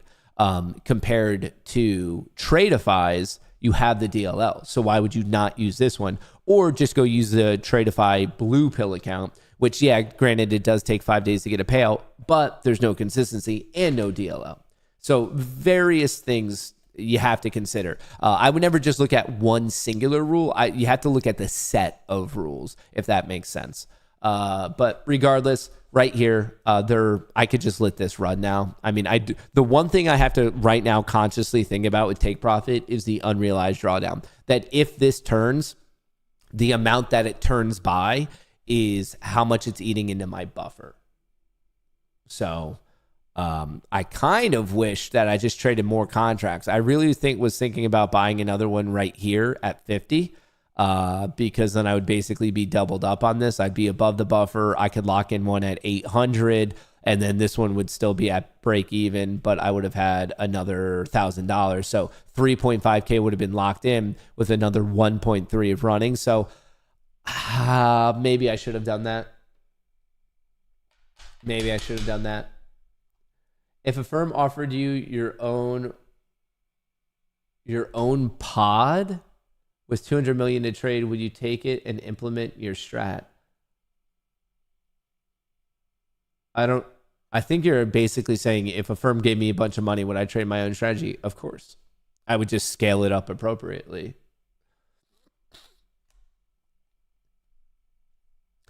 But I am a bit worried about this rejection at 800. There are buyers at 790. But really what I'm paying attention to as I've been pitching conceptually to you this entire time is SPX. Like, I want this breakout of 35. Rejection. Why are you rejecting here? To traders who are not in this chat, this is going to look like a random level to you. Like, why is it getting rejected at 35? Why? That's a random level. But for people paying attention to the options positioning, we know why. It's a positive gamma node. That's it. Like, right there.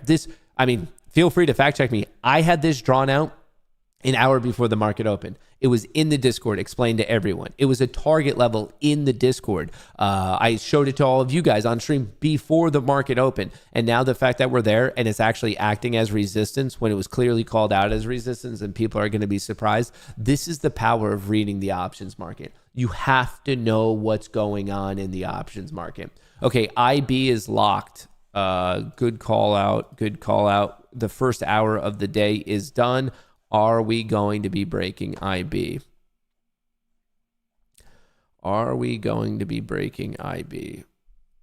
Please remember that there is still the downside gap fill. All right, IB is basically 800. That's going to be important to note. Well, golly. Tesla is ripping. I mean, there's a lot of things ripping. Bitcoin is ripping. It's at 76,000. Nvidia is looking good. Tesla, it's not ripping. It's up 2.9%, but that's a nice pop. Apple not doing much. Google's a nice pop. Palantir's a nice pop. Meta's a nice pop. TSM's a nice pop. Avago did pop, going flat. It's actually red on the day. Rumble trying to hold green on the day. Oracle popped, gave it back. Microsoft, looking decent. ASML trying to recover a little bit. AMD trying to get going. Amazon looking good. Netflix looking good. Coinbase is popping. If you want to see popping, look at Coinbase. Look at MicroStrategy. That's popping. Tesla's not ripping. You guys got to learn the definition of ripping. This is ripping. Hut, that was looking good. DJT, Texas Roadhouse, TLT. Gold's looking good. Silver's up 4.9%. New Trump post on Truth Social. Europe is desperate for energy, and yet the United Kingdom refuses to open the North Sea oil, one of the greatest fields in the world. Tragic. Aberdeen should be booming. Norway sells its North Sea oil to the UK at double the price. They are making a fortune. UK, which is better situated on the North Sea for purposes of energy than Norway, should drill, baby, drill. It is absolutely crazy that they don't. And no more windmills. President DJT, 3 minutes ago? So there's some hot thoughts from the president. Remember yesterday when you guys were saying that it wasn't that big of a deal that Trump, well, when I say you guys, I mean people on Rumble were like, it's not that big of a deal that he posted himself as Jesus, and he wasn't even posting himself as Jesus. Well, apparently he admits he was, because he quickly took it down, and everyone is basically playing PR cover up for that one yesterday. I don't understand why he's intentionally pissing off his base. Why in the world is he pissing off his base? Hi, Matt. What's your opinion on Apex supposedly closing accounts and move traders to live? I don't think they even have live accounts yet. That's the process of all of these. They move live. I don't know. What do you mean opinion? They're literally just doing what they said they were going to do. If you trade well, you go live. I'm in the process of going live on Lucid right now. I'm probably going to end up live on Apex. I'm about to get probably moved on FFN to live. That's the steps of all of these firms. Like, I don't know. I see people are getting all hot and bothered on it that these firms are doing literally exactly what they tell you they're going to do. You get an eval. If you do well on an eval, you go to funded. If you do well on funded, you go to live. Like, the entire purpose of trading is to end up trading live accounts. It's not to be stuck in simulated prop firm purgatory. So I mean, it's not much of a hot take, but my opinion is that why is anyone surprised that these firms are literally doing exactly what they said they were going to be doing?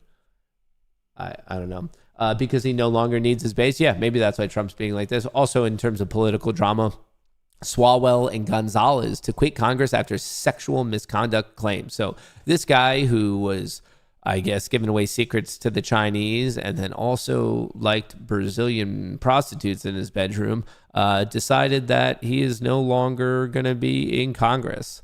What's this one actually say? What's his goodbye letter look like? I am deeply sorry to my family, staff, and constituents for mistakes and judgment I've made in my past. I will fight the serious false allegations made against me. Dude, they're not false. You're full of shit. However, I must take responsibility and ownership for the mistakes I did make. Dude, they're not false. Like, there's video evidence of it. We all know you did it.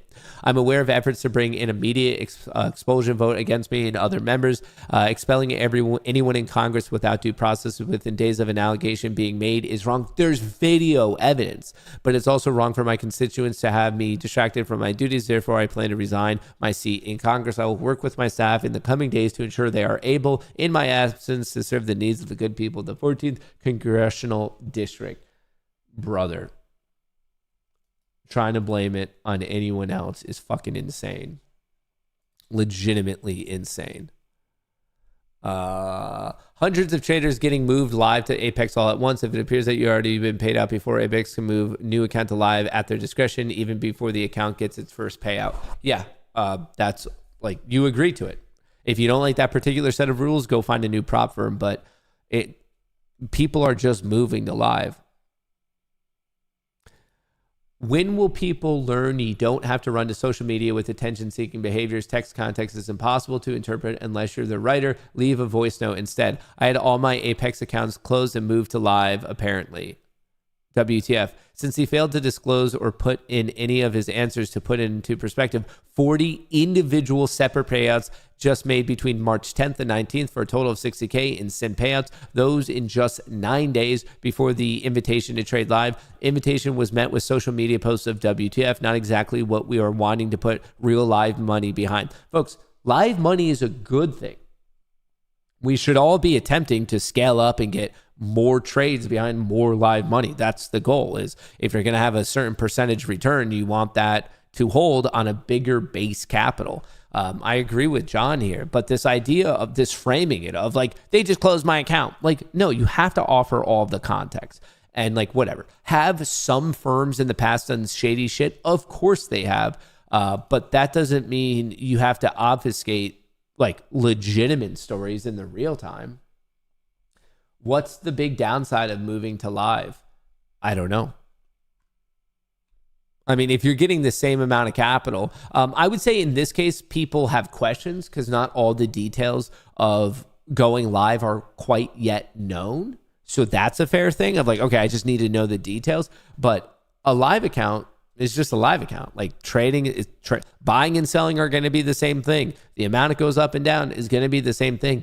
If anything, most of these firms, when you go live, you get a higher percentage split and faster payouts. So for example, on Lucid, it's 80-20 in terms of the split. You keep 80, they keep 20, and it's 5 days to get a payout. When you go live, it's 90-10, and you can get daily payouts. So once again, I can't like fairly comment on Apex because the rules are just not publicly available quite yet. But if they are at all resembling the pathway of these other firms, it's actually better.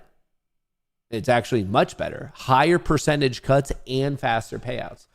So once again, Apex's is not yet available, so we have to wait, and we're going to judge it fairly when it comes out. But in the meantime, if they at all mimic what other firms are doing, it's better to be in the live accounts. Moving to live is the goal. It's my goal, and I would argue that it should be everyone's goal. I never anticipated people getting moved to live and then other people getting pissed about it. Prop firms are allowed to move you at any time to live. Yeah, they all say that. That's all of the contracts we agree to, is at any point at their discretion, we could get moved to live.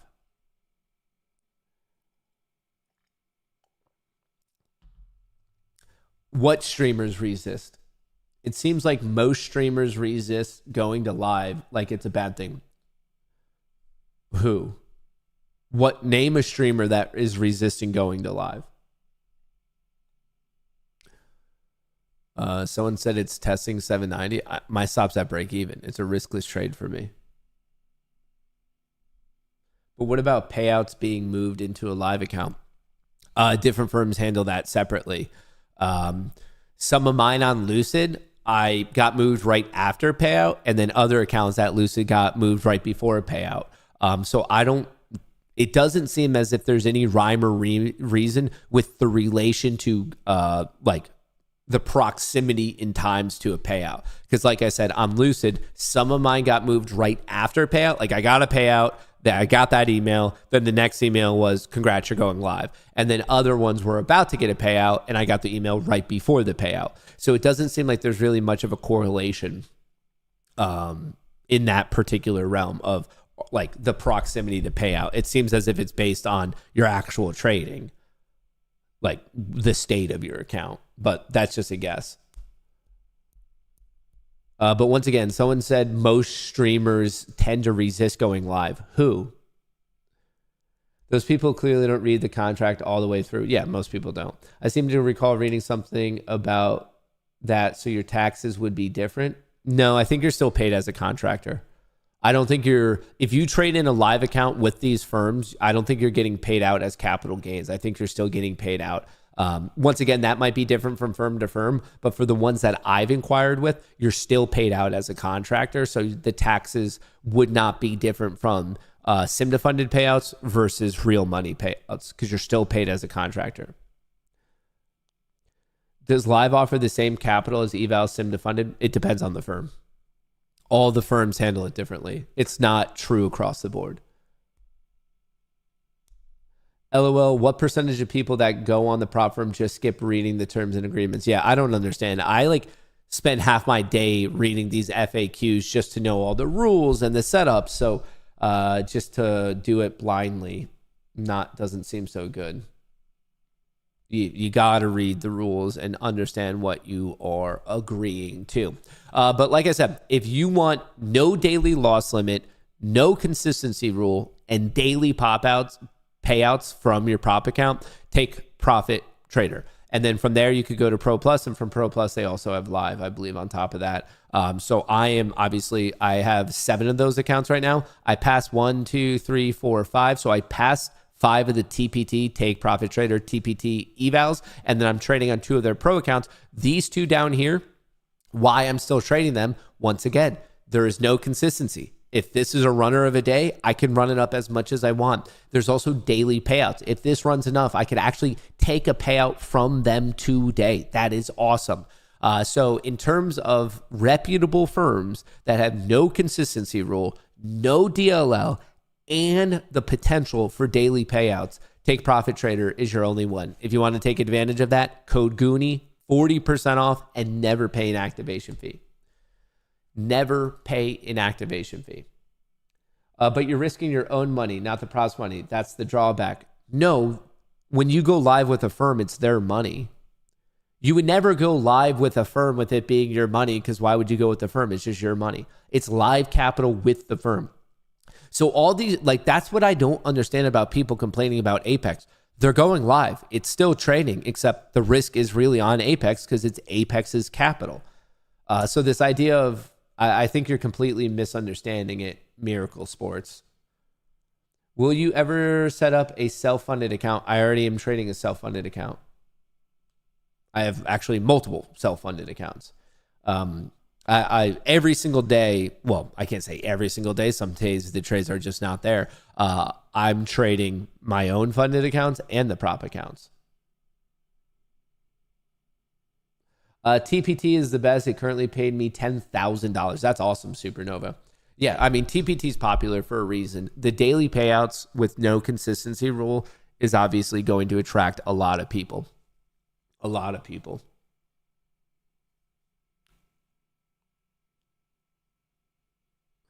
Most traders fail when they move to live. Why would prop traders trust their own capital? Most traders fail at any period. That's no different. Most traders fail to fund it. Out of the group of people who go most traders fail eval. The traders who pass eval to go to funded, most of those traders fail. The traders who go from funded to live, most of those. So your statement, like, though it's true, you're missing very important context.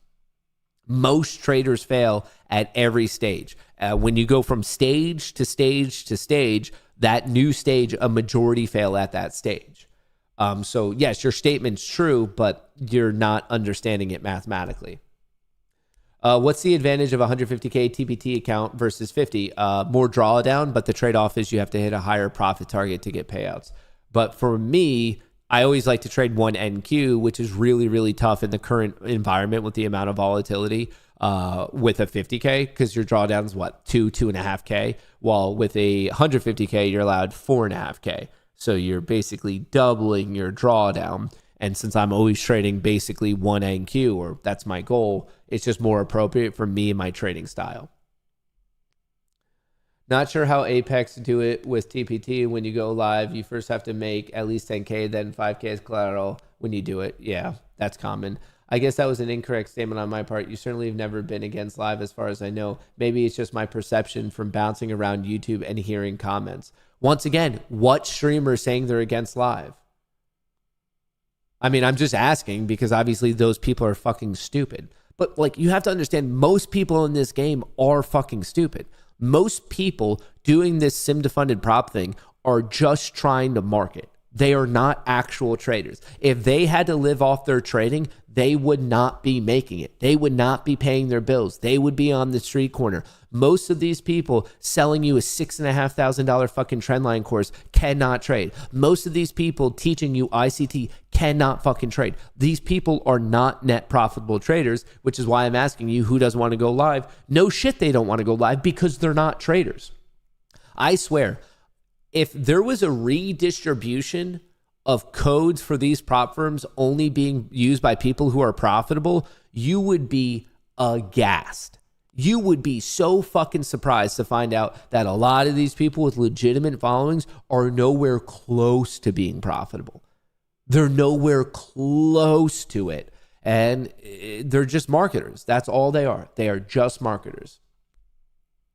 If live has no consistency in daily payouts, it's definitely worth it. Of course. Tory Trades doesn't want to go live. I don't know. Maybe, maybe not. I mean, it's not like there's some, well, if there is a group chat with all these influencers, I'm not invited because not only do you guys in stream find me to be abrasive, but a lot of these influencers find me to even be more abrasive because I call them out. Why do you think we completely just destroy, utterly annihilate, decimate any of these other influencers who like try to talk shit on us, on this community, on what we're doing in here? It's because they're all full of it. They like the drama for, I suppose, just marketing, but none of these guys are traders. They're like, how many of them have been caught scamming the system, have been caught photoshopping, doctoring their brokerage statements? Right now, there's a guy who's trying to do, he's trying to copy me. Like, you know how I already made $1 million live trading? There's another influencer, wannabe influencer, trying to do $1 million trade. He just keeps reloading his account. I don't feel like naming names because like, it's just pointless. You're gonna like learn from a guy who's only losing money, but he's just admitted on stream in this $1 million challenge to grow his account up, he just keeps putting more money into his account. It's not actual trading. Other people, it's exclusively drama. How many times can you get into a fight with other people to like show your code? Other people, there's like this really sycophantic feedback loop of all the ICT educators, the most fucking retarded people on this planet. There's like this cohort of people who just try to teach you ICT. I don't get it. And Trey will return for the 1,000th time. Yeah. There's a reason why from the AMC GME debacle, I'm the only one with size still making content. And the same thing's going to happen with it. Like, I'm calling it out now. I was talking with my team about it. In the world of retail trading, there's a lot of ebbs and flows. For a little bit there, it was AMC and GME. Before that, it was SPACs. After that, it was meme coins. Right now, it's prop trading. There's a lot of ebbs and flows. Nothing in the world of retail trading and social media sticks forever. I promise you this. In the world of AMC and GME, was I the biggest? Yes. In the world of SPACs, was I anything? No, not at all. I was like a little piece of dust. So I went from a piece of dust to the biggest to relatively small. I would say in the world of meme coins, I was on the smaller end. I don't even think I was in the medium tier. So I went from absolutely nothing to the biggest. In the next phase of meme coins, I was like relatively small. I would say in the world of prop trading, on medium to large. People don't know this, but the largest they're not influencers. The largest affiliates and whatnot are actually educational platforms. They're not like influencers at all. So I would say I'm medium to large, maybe small, large on the side of influencing, but in the grand scheme of it, like medium, large. But as it's happened in all of those cycles, some of the biggest people, they're going to collapse. When this industry is over, they don't have what it takes to keep surviving in the markets. So you're never going to hear from them again. If you fast forward like 1 or 2 or 3 years, there are very, very big people right now who the golden goose is just going to go away and you're never going to hear of them again. The best examples of that is you could see with AMC and GME. There were very, very large people who swore to you they were amazing traders, knew what they were doing, and you have not heard from them in years.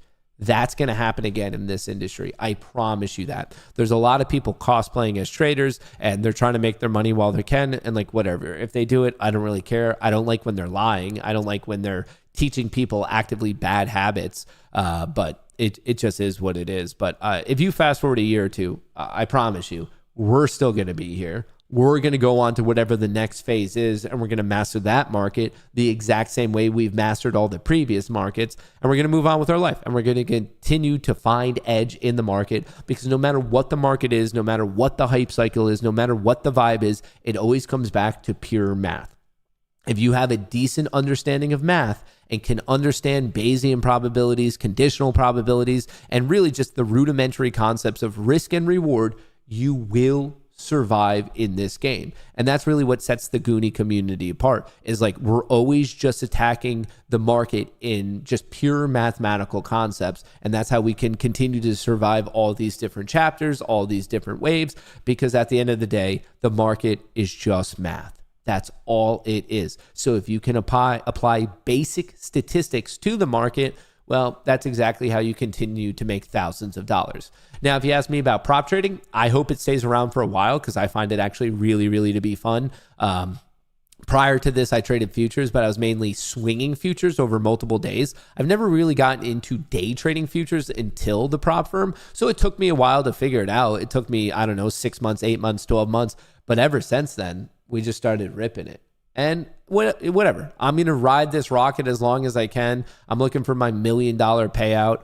I could have gotten $1 million March of last year. I could have gotten $1 million on AMC and GME. There's a lot of times where I could have gotten $1 million, and it's kind of embarrassing I didn't. But hopefully this is the time that we figure it the fuck out. Figure it out.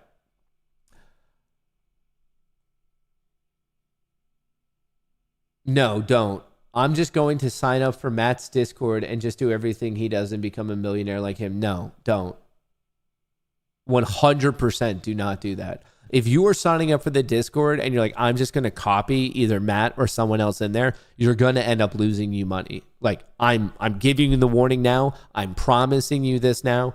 You can't do that. Copy services are the worst fucking thing ever. You don't know about their risk tolerance. You don't know about their account size. You don't know if they're in the zone trading well. You don't know if they're tilted. There are so many fucking reasons of why you should not copy someone. In fact, Miracle Sports, if I see you in the Discord, I'm just going to kick you because that mindset is fucking horrible. Are you still friends with Trey? I was never really friends with Trey. He was more of like a business colleague than anything. But no.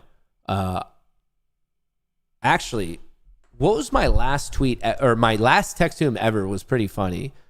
What the fuck? This was years ago. Trey.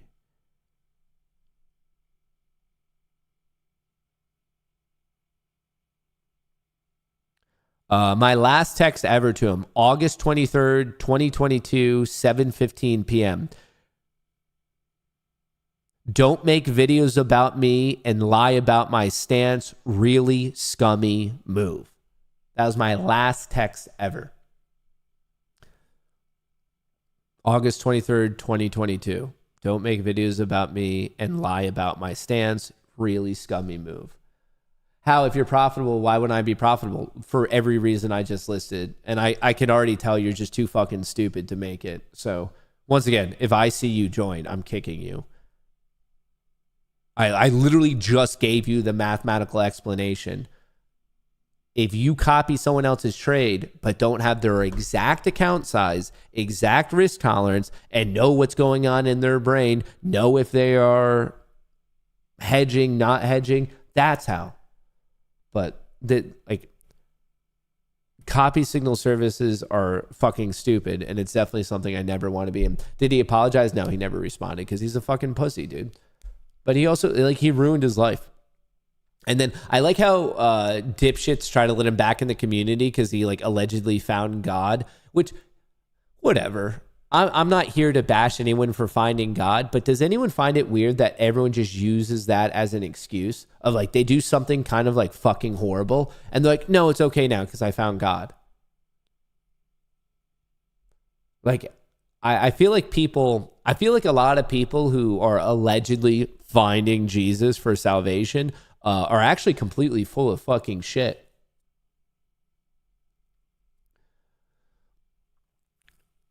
I really question a lot of people who are like, no, it's cool now. I found Jesus. I found Jesus. Hey Matt, what are your levels on NQ? My only level is long at 739, brother. My brother was saved by Jesus 20 times. Hell yeah.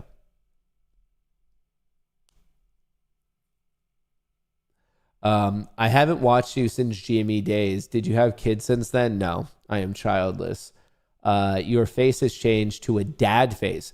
That's actually a really respectful way to say that I look tired and like shit. But no, this is what years of stress does. This is what years of putting your own fucking money on the line, countless hours of work of not only in the market, but also balancing social media and the dumb fucks that come with it. That's what it does to you. So I respect that because I think that was a really respectful way to say I look old and fucking withered. And I appreciate you trying to say it in a non-offensive way. But no, I look old and stressed because I'm fucking old and stressed. What did Trey do bad? Oh, you didn't think it was that bad that he lied to his entire community? He was paid to promote stocks. He blew all of his money. He was a fucking sycophant dick sucker for Adam Aaron. It was all a lie. It was all 100% a lie. He sold out, locked in his $1 million, continued to take payments to promote stocks, did what Adam Aaron ever told him to do, and was too fucking stupid to realize that it was nothing but a ploy for Adam Aaron. And on top of that, was so fucking stupid, he blew the $1 million that he made. He's in debt now. I think he's a waiter somewhere. He got like addicted to steroids, and then blew all of his money. He never paid taxes. I think he's 1.5 million in debt. He ruined his fucking life. He ruined his life because he was too fucking stupid to realize. Like, he really did have a golden ticket opportunity. And because of that, I kind of like feel bad that he like had a way out of his shitty life, and he was actually too fucking stupid to realize it.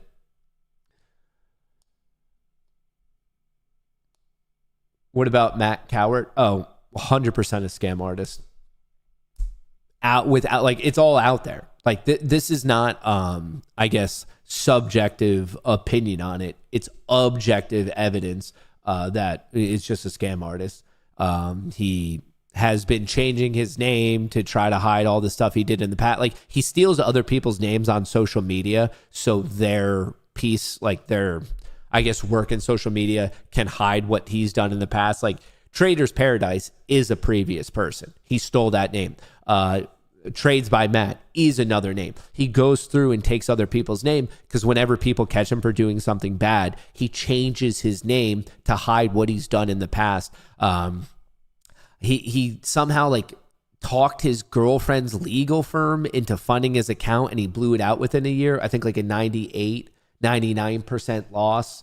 And then it's just led till now where prop firms don't want to work with him because he's an asshole. He keeps refunding his account. Like, he's a scam artist, a legitimate scam artist. Remember Godpill? Yeah, I mean, he was never a trader. He was just a crazy person. So he was actually kind of like entertaining. I don't know who the fuck Tyler Trades is. Remember when you went on TV with him? With who? I went on to TV with a lot of people. Who remembers Atlas Trading with Zach Morris, the king of AMC? No, they didn't really have much to do with AMC at all. TMI is still chilling. Yeah, TMI was cool. I never had an issue with him. I wish him nothing but tendies. What about TTG? I don't know what they're up to.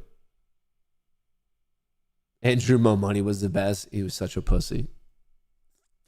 Lou versus Wall Street. I mean, a literal convicted criminal. Didn't get Zach get sued? Yeah. That Atlas group, they were scumbag penny stock pumpers. What they would do is buy a bunch of a low liquidity penny stock and then get their Discord. They had a free Discord with a lot of numbers, like a lot of people in it. So because so many people were in it, more people wanted to join it. So the insiders to the Discord would buy up a penny stock, and then when they got everyone in the Discord to buy it, elevating the price, they would sell into them. They somehow actually like avoided any prison time, which like is insane, but they're obviously scumbag people. Like, once again, this is another thing that is not subjective, it's objective. You can read the court cases. There are many, many instances of them pump and dumping on their own Discord. Am I still friends with me, Kevin? Yeah, he's a cool dude. He's not really an active trader, though. Obviously, he talks about the market and whatnot. How is that legal? Because it gets into the world, like, I don't know. I guess he must have paid for the best fucking lawyer ever. But it's also like kind of a free speech issue of like, at what is the line between being able to say what you want because we live in a free country? And it was also more of, I believe, and please don't quote me on this, I'm by no means a lawyer, but I think the judge ruled in the favor of Zach Morris because he never forced anyone to buy. It was still in their own decision to buy. It was something like that. That at the end of the day, he was not hitting the buy or the sell button. The participants were hitting the buy and the sell button. I believe it was something like that. But that was a while ago. A long while ago. Which, I mean, I kind of understand it. like in terms of legality, I kind of understand why they're, from the eyes of the law, innocent. Do I think they're moral? Obviously, no. But at a certain point, if you're involved in the financial markets, you have to take responsibility for your own decisions. No one is making you buy or sell. That's it. Like, if you're buying, you have to take ownership of it. If you are selling, you have to take ownership of it, which in partly like ties back to why I hate this idea of a copy service. Because like, you still need to own the trades. You have to know what you are doing. Who else do you know is a profitable trader? Oh, there's still like quite a few profitable traders for sure. I'm not saying like none of them are, but I think the ones who are putting all of their effort into marketing, well, profitable traders, to be profitable, you're kind of putting most of your effort into trading.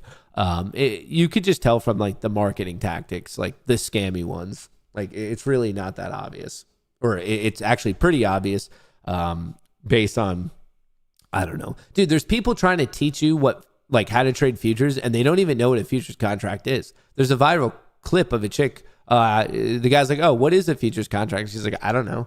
And then yet she's allegedly a profitable futures trader without even knowing the thing is that she's trading. Like, are you fucking kidding me? And yet people fall for it, because if there's one thing that I've learned in this world of social media, is there is an infinite amount of simps, and there's an infinite amount of stupid fucking people who will believe anything they are told. But is that really any different than what we're learning in the current political development of our times? That's why, Matt, the secret isn't to find Jesus. The secret is to pull a Trump and actually claim you are Jesus. Well, that's what ICT did, is like, he wrapped up a bunch of trading shit that he stole from other people, but then he wrapped it up with like a lot of religious baloney, and people just ate it up like it was like the best thing ever. Like, legitimately, he's like, okay, people really get addicted to stupid fucking concepts in trading, and they also get really addicted to religious concepts. So what if I put those together? Like, the people who follow ICT, which is probably the gayest fucking thing to say, like, are literally listening to a guy who said like God instilled these concepts into his mind. It's really, really difficult to find someone or a group of people who are more retarded than ICT followers, like, legitimately. And that's why none of them are profitable. Name a profitable ICT trader. It doesn't exist. Which, I mean, from a human standpoint, I understand why people fall into it, because trading is very difficult.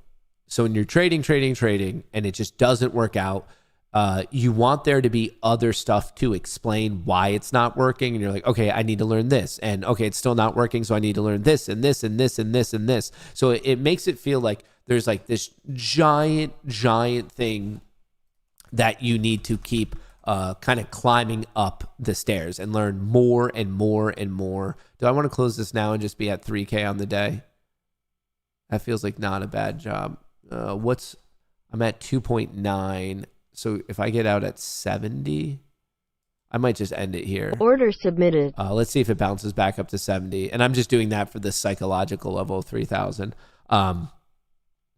So yeah, it's just, people don't, obviously trading is an extraordinarily difficult thing. Order filled. Okay, done. 3K on the day. Bada bing, Order bada boom. canceled. So 3K on the take profits, 3.5K on the legends, 2.5K on the tradeifys, and then I just scalp traded there. Done on the day. Done. How much money did I make? What was I saying? Oh, trading is extraordinarily difficult. So when it's not going well, obviously people are seeking explanations of what they can learn more to try to make sense of it, when they don't understand the basic concept of variance. And it's just, you can do all of the right things and lose money. You can do all of the wrong things and make money. And that's a really, really tough thing for people to appreciate as a trader.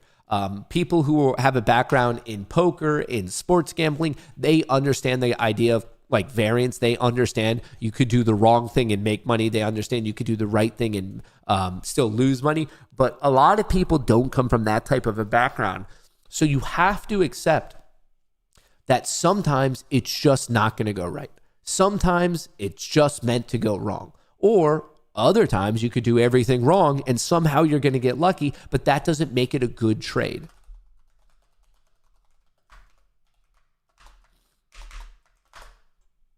And I think that's the tough thing is people get attracted to these stupid fucking models like what people are talking about.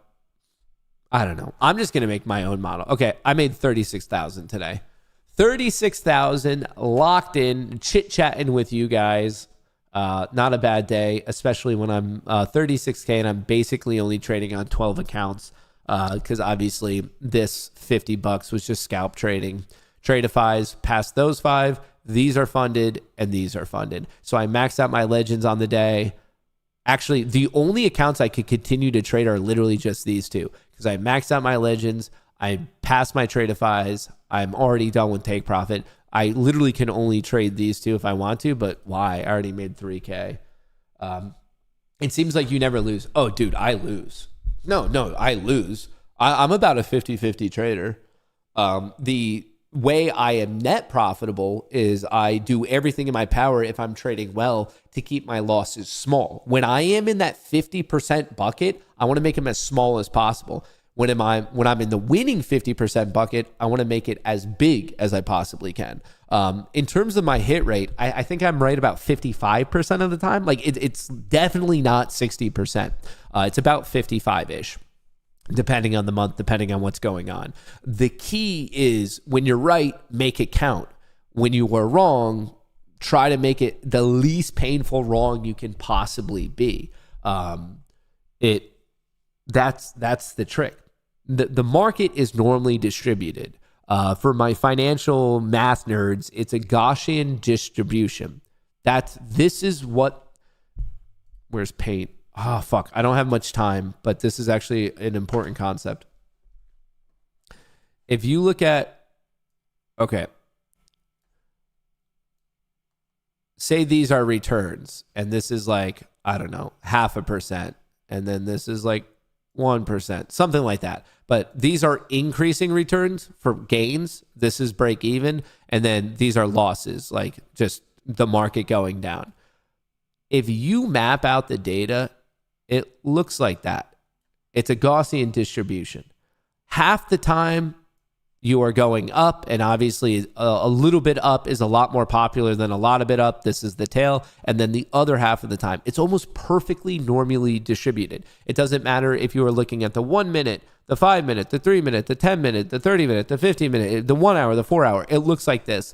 If you're looking at the daily chart, it is slightly skewed, just so you know. So if the halfway point was here, the hump is a little bit to the right because it's 54% and then 46. But anything less than the daily time frame is actually 50-50.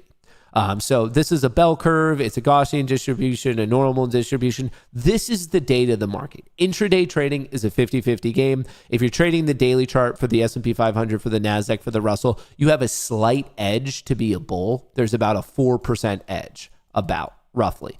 54% of days end positive, 46% of days end negative. A slight edge to be a bull. Intraday data, it's almost perfectly 50-50.